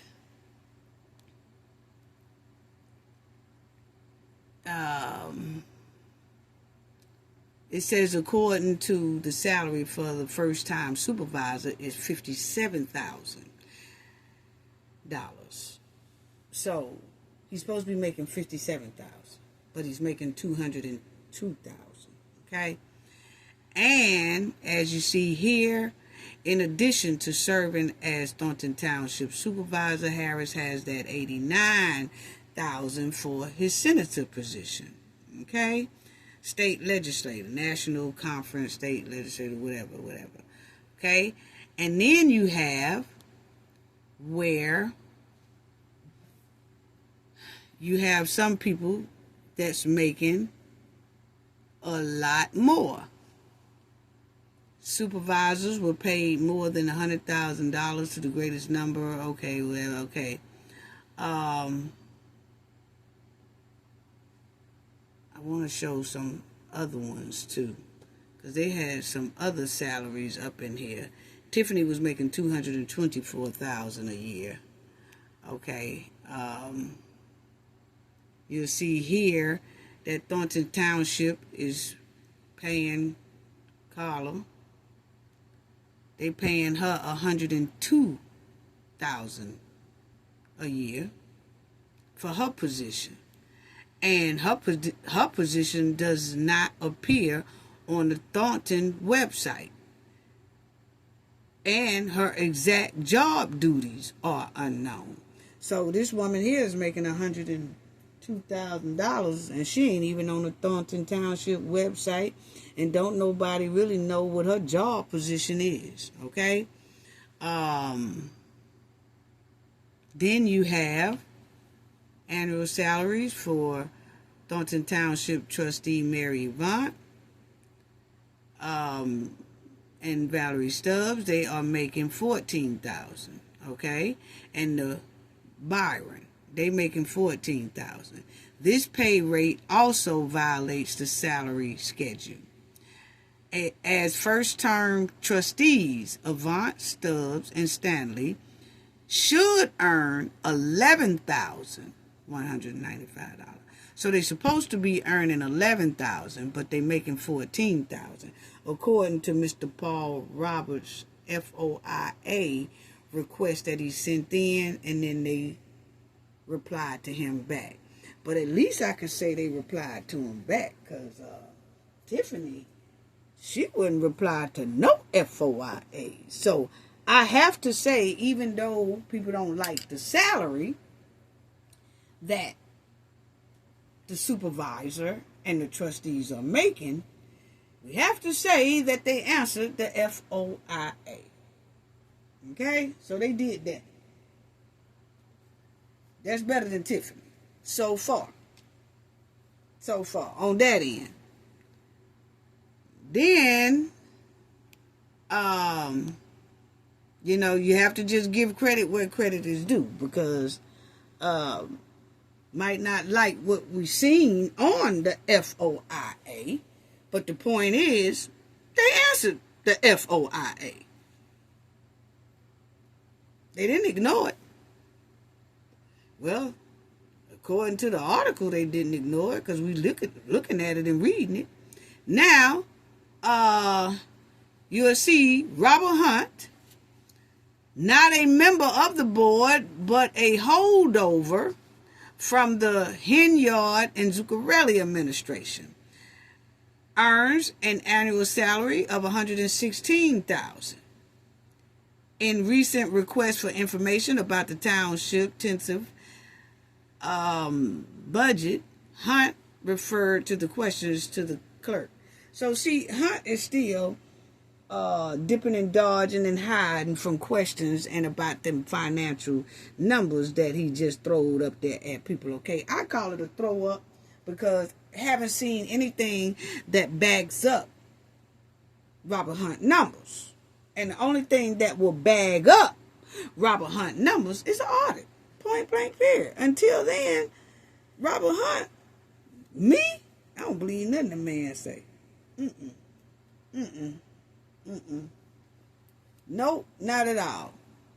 Now, I think, my opinion, Robert Hunt is basically working. I think Robert Hunt can't be fired because he might be a whistleblower on Tiffany. So it's probably why he's steady staying there, because you can't fire a whistleblower. And I noticed that they had some more names down here, but I don't know. I'm just saying, my opinion, Robert Hunt could be a whistleblower. And that's probably why he's still sitting in that seat.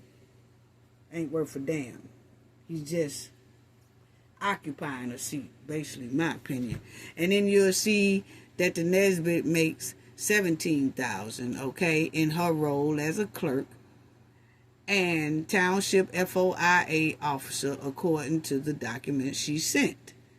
This is in line with the salary schedule. So she's making what she's supposed to be making as a clerk, okay? Seems like she is the only one that's making what she's supposed to be making. The highway commissioner, Antoine, his salary is $27,000, okay? Mr. Russell. Russell is an elected, non-voting member of the Thornton Township Board. The salary schedule indicates Russell should make $17,000 at his first term as highway commissioner, but he's making $27,000. Okay. And the salary rate for Assessor Cassandra, another elected non-voting board member, is making $53,000. Okay. Now, then it says here that Keith Price, manager of the Township Food Pantry in Harvey, and a previous Henyard insider, is paid $72,000 per year.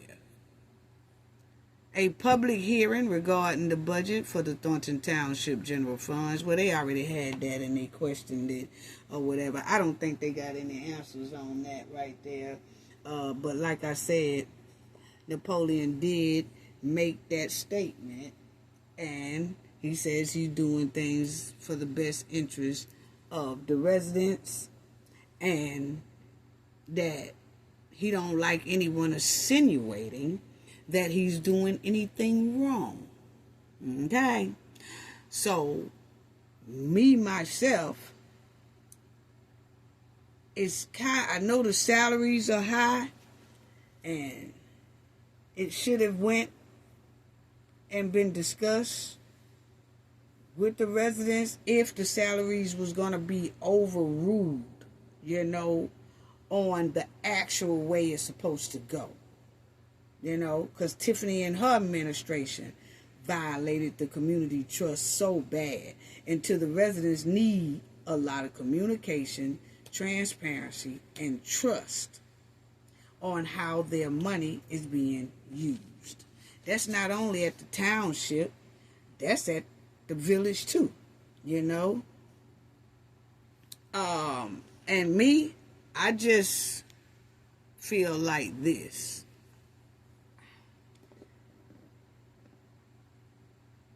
He got the salaries, they got the salaries. That's a first kind of look and a alarm that the residents have there. But like I said, I don't know what he gonna bring to the table yet. I don't know if he's gonna do something extravagant to where you could say, well, he earned that $202,000. I know how it's supposed to go, but if he turned this thing around real quick, you can't turn nothing around overnight. So, but if he could turn it around within the next 6 months, you can see a difference or a turnaround or something like that, then hey, maybe it's worth it. I don't know. Is it wrong? Yes. It shouldn't be done like that. It's given another Tiffany Henyard. But I also have to give him time to see what he's bringing to the table.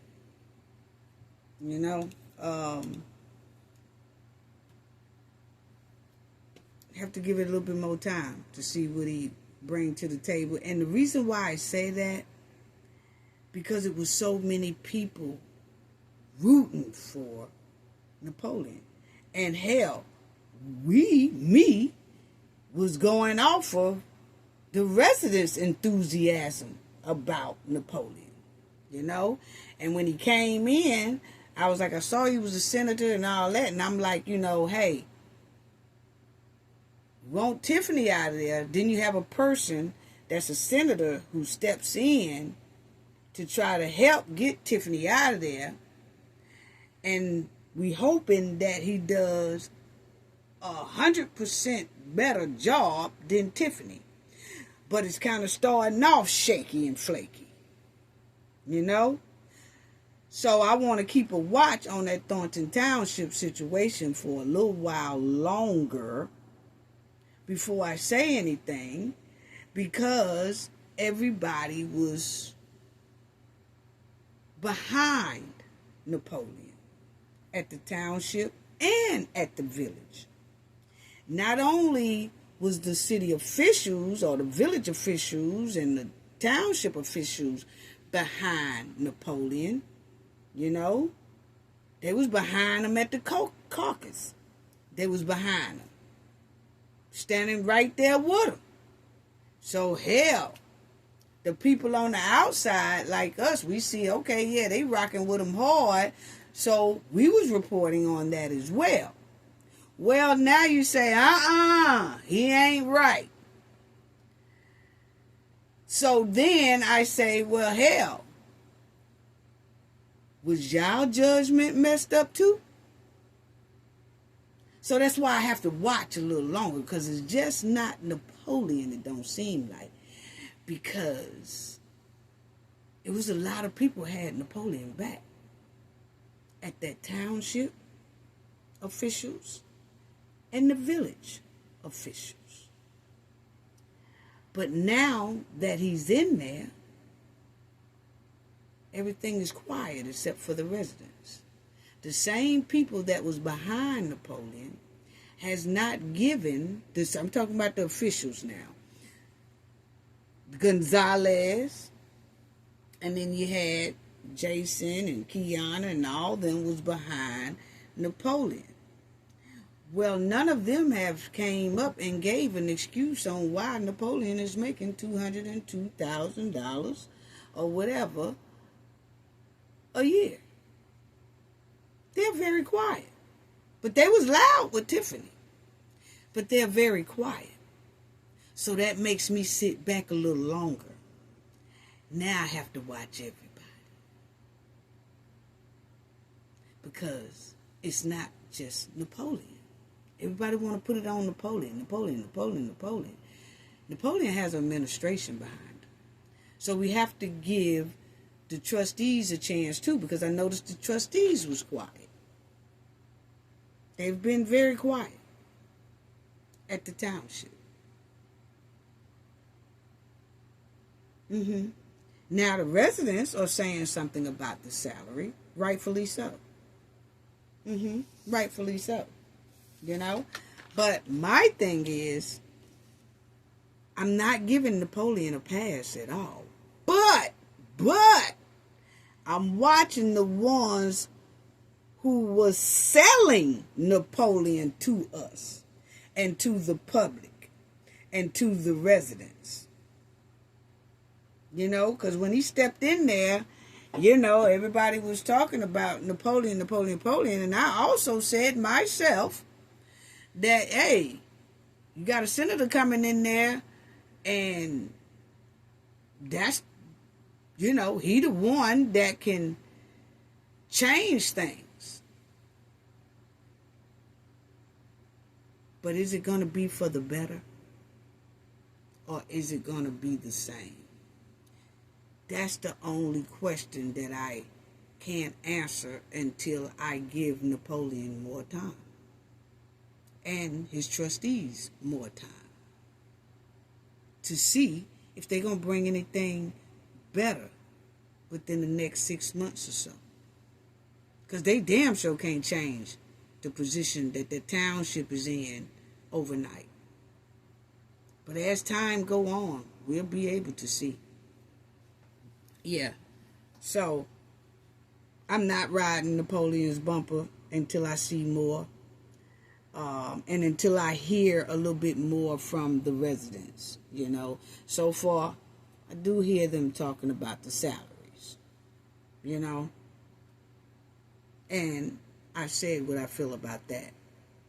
But everyone we was putting our trust in, you know, from the outside, you know, everyone that we was putting our trust in, oh, they doing the right thing, they ain't standing for no corruption, they rocking Tiffany, they want something better for their community, they doing this, they doing that. Everybody that we put our trust in at the township for as officials and the village for as officials was stomping hard for Napoleon.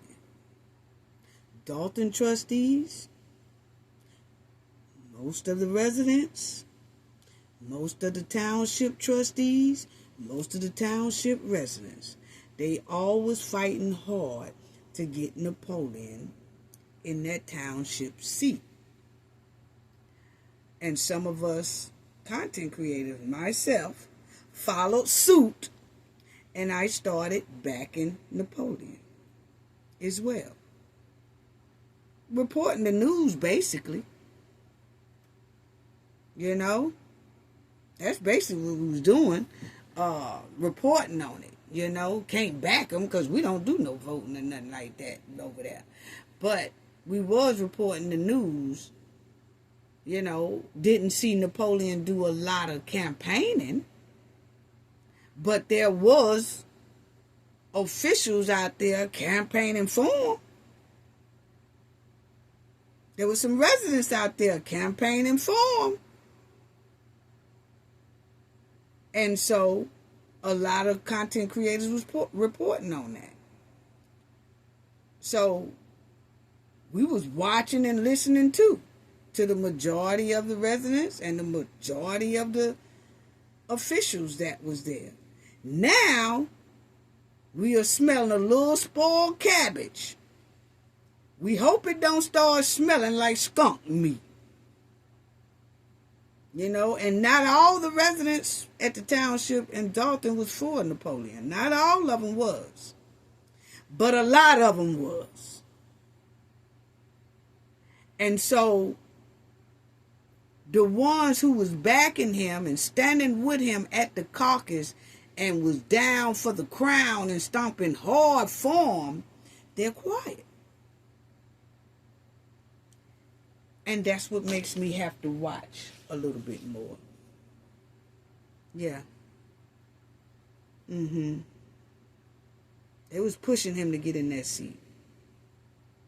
And I'm not only watching how Napoleon is supervising the township, but I'm watching everybody who was stomping the ground for Napoleon. Because like I said, it just smells like a little spoiled cabbage right now with the salaries and carrying on. But we just waiting to see if it's going to start smelling like skunk meat. And we hope it don't. They still have time to change something. And like I said, Robert Hunt, something ain't right. You know, my opinion, maybe he's a whistleblower and he has the right to stay there. Because Robert Hunt done been there actually through the village mayor. He was on that team with Tiffany Riley. Then Tiffany became the mayor. Robert Hunt was on that team. Then Tiffany got the supervisor position as well. Robert Hunt was right there. Now Napoleon has it. Robert Hunt is right there. So it's something about Robert Hunt that they just can't let go. So what is it? Is he a whistleblower or what? And like I said, it was a lot of people stomping for Napoleon. A lot of people were stomping for him. So right now, I just have to watch.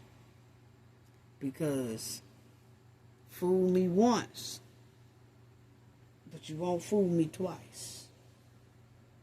So instead of just jumping on the bandwagon against Napoleon, like we jumped on the bandwagon, you know, or we jumped on that train. Let's put it that way, because that bandwagon shit is played out. We jumped on that train, you know, when they were saying Napoleon, Napoleon, Napoleon, Napoleon, Napoleon, Napoleon, Napoleon, Napoleon, Napoleon. Now things don't look right for his salaries, they're saying. Now, supposed to automatically get on Napoleon, Napoleon. Nah, I'm not going to do that. I'm not going to do that. I'm going to give him some time. I am. I'm going to give him some time and see what's really going down. I'm going to tell you what's really going down. That's what's really going down. Let's talk about it right quick before I close out. This is really what's going down, okay? Now, the world see what's going on in Thornton. The world see what's going on in the Township. The world see what's going on in Chicago. The world see what's going on in Harvey. All that. My thing is, the world and the residents have to understand, they all at the bottom of the pyramid that you see on that screen. See, these are the residents down here. They really at the bottom of the pyramid. But ain't nobody talking about that. See, I'm looking at it's looking real deep. Because the world see what's going on in all these spots. In the village, in the township, in Harvey, in Chicago, it's all basically the same thing. It's a common denominator somewhere. Because see, they at the bottom of the pyramid. It starts at the top. It starts at the top of this trifling train. It really does. The residents are complaining about the leadership at the bottom of the pyramid, but they're not really complaining about the top of the pyramid. Why is that? Why is that? I'm just asking the question. There are not enough people spreading awareness in the township, the village, Harvey, Chicago, everywhere. I mean, we're hearing what's going on in these cities and villages, but we're not hearing what's going on at the top of the pyramid. The residents is almost like they're forgetting that these are the bottom of the pyramid. They're complaining about these, and their problem keeps persisting. It keeps doing the same thing. It's a recycle. Well, it's recycling because ain't nobody demanding change at the top of the pyramid. You always be fighting a losing battle at the bottom of the pyramid. You got to start at the top. If the top was different, it would trickle all the way down here to the residents.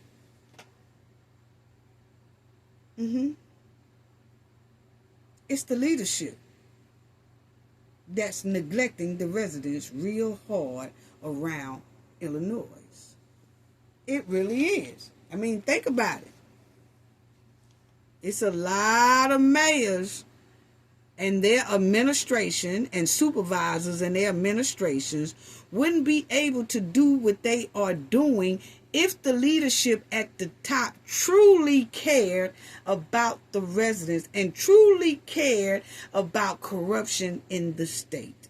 Instead, the governor of Illinois is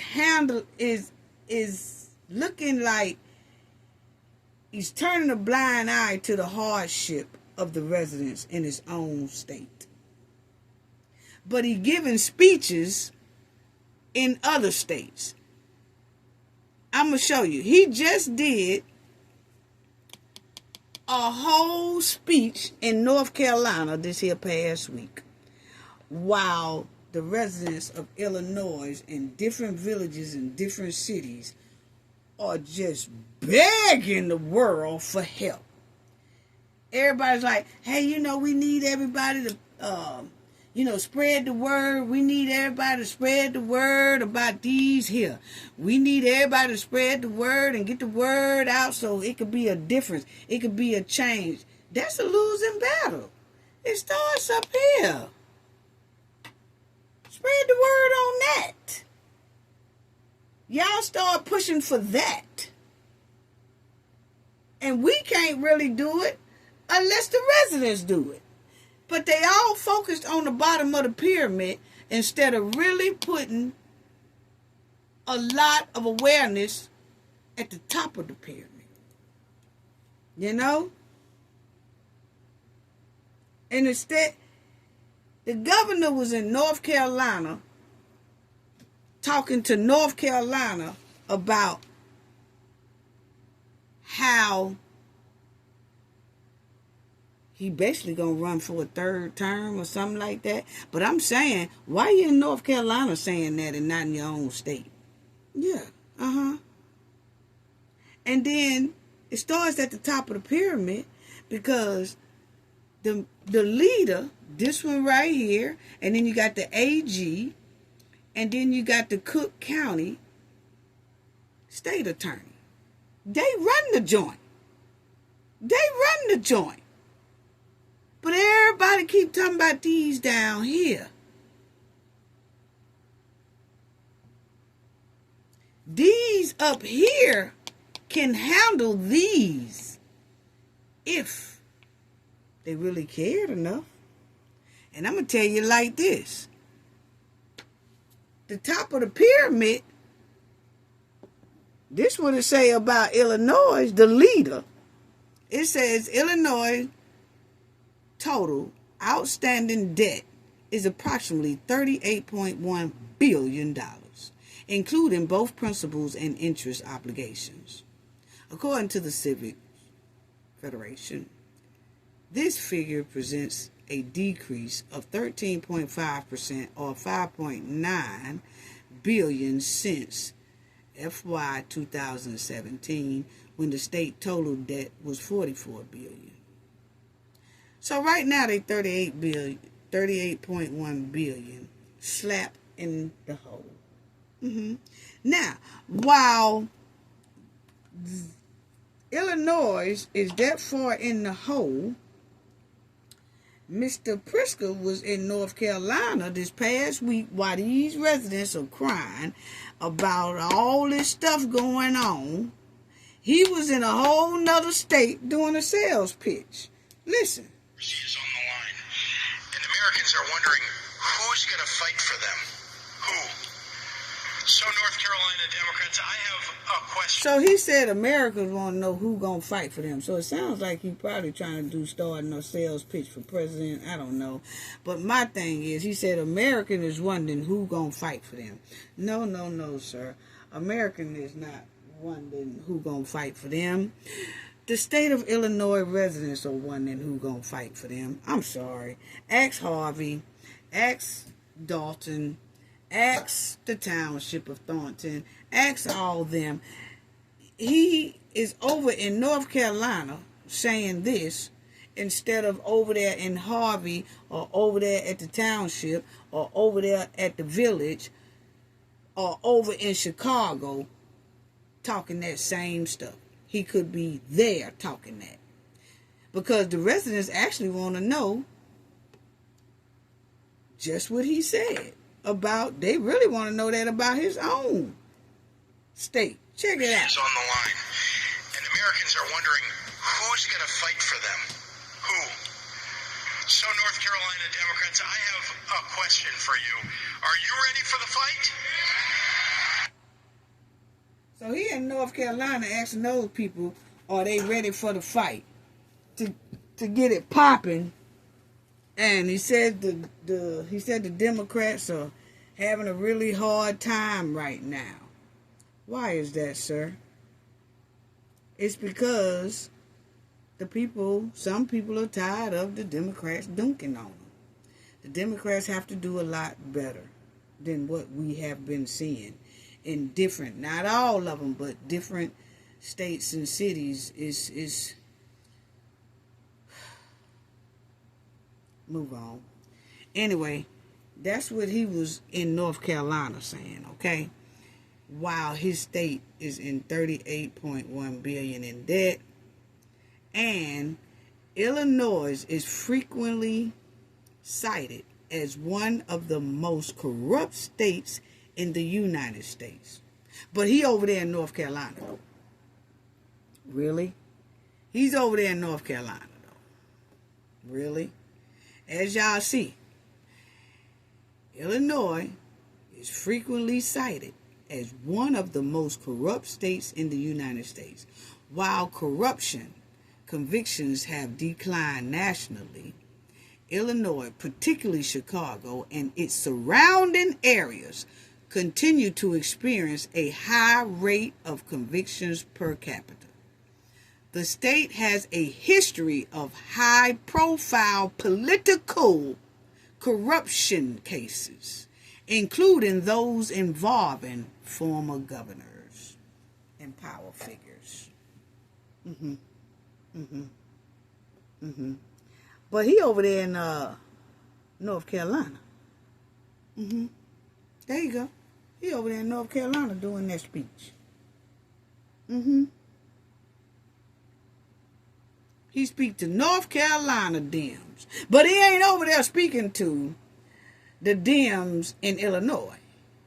He's not over there speaking to the Dems in the Township. He's not, and now all these people been crying and crying and crying and crying for help.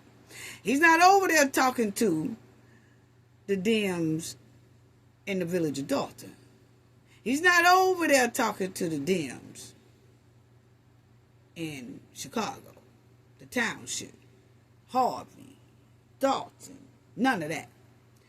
He done flew away from the people who are complaining about hardship, high taxes, and all that stuff. No. I ain't got time to talk to them. Let me go over here to North Carolina. What? And then, most likely, use the taxpayers' dollars to go over there to North Carolina and talk to them people. You can't make this up. That's the problem right there. And I know some people tried to write the AG, tried to write the AG Kwame, tried to write the Cook County state attorney, and tried to write the governor, and they was being ignored and all that. Well, when y'all writing Tiffany and all them and Clark for being ignored, all the residents raised hell about being ignored by them, but they ain't raising hell about being ignored about these three. Make it make sense.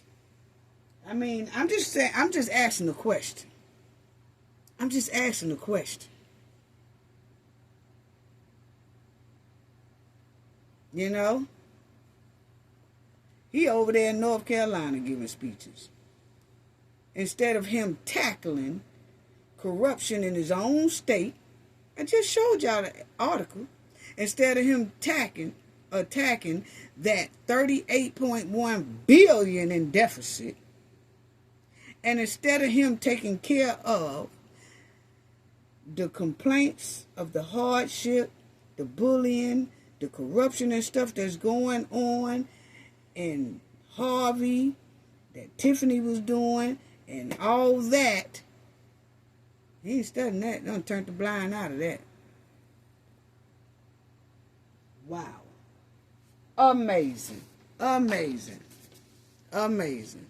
I'm trying to figure out, did North Carolina tell him that they had those hot dogs on the menu and it was going to be chili on them and all that? I'm trying to figure out.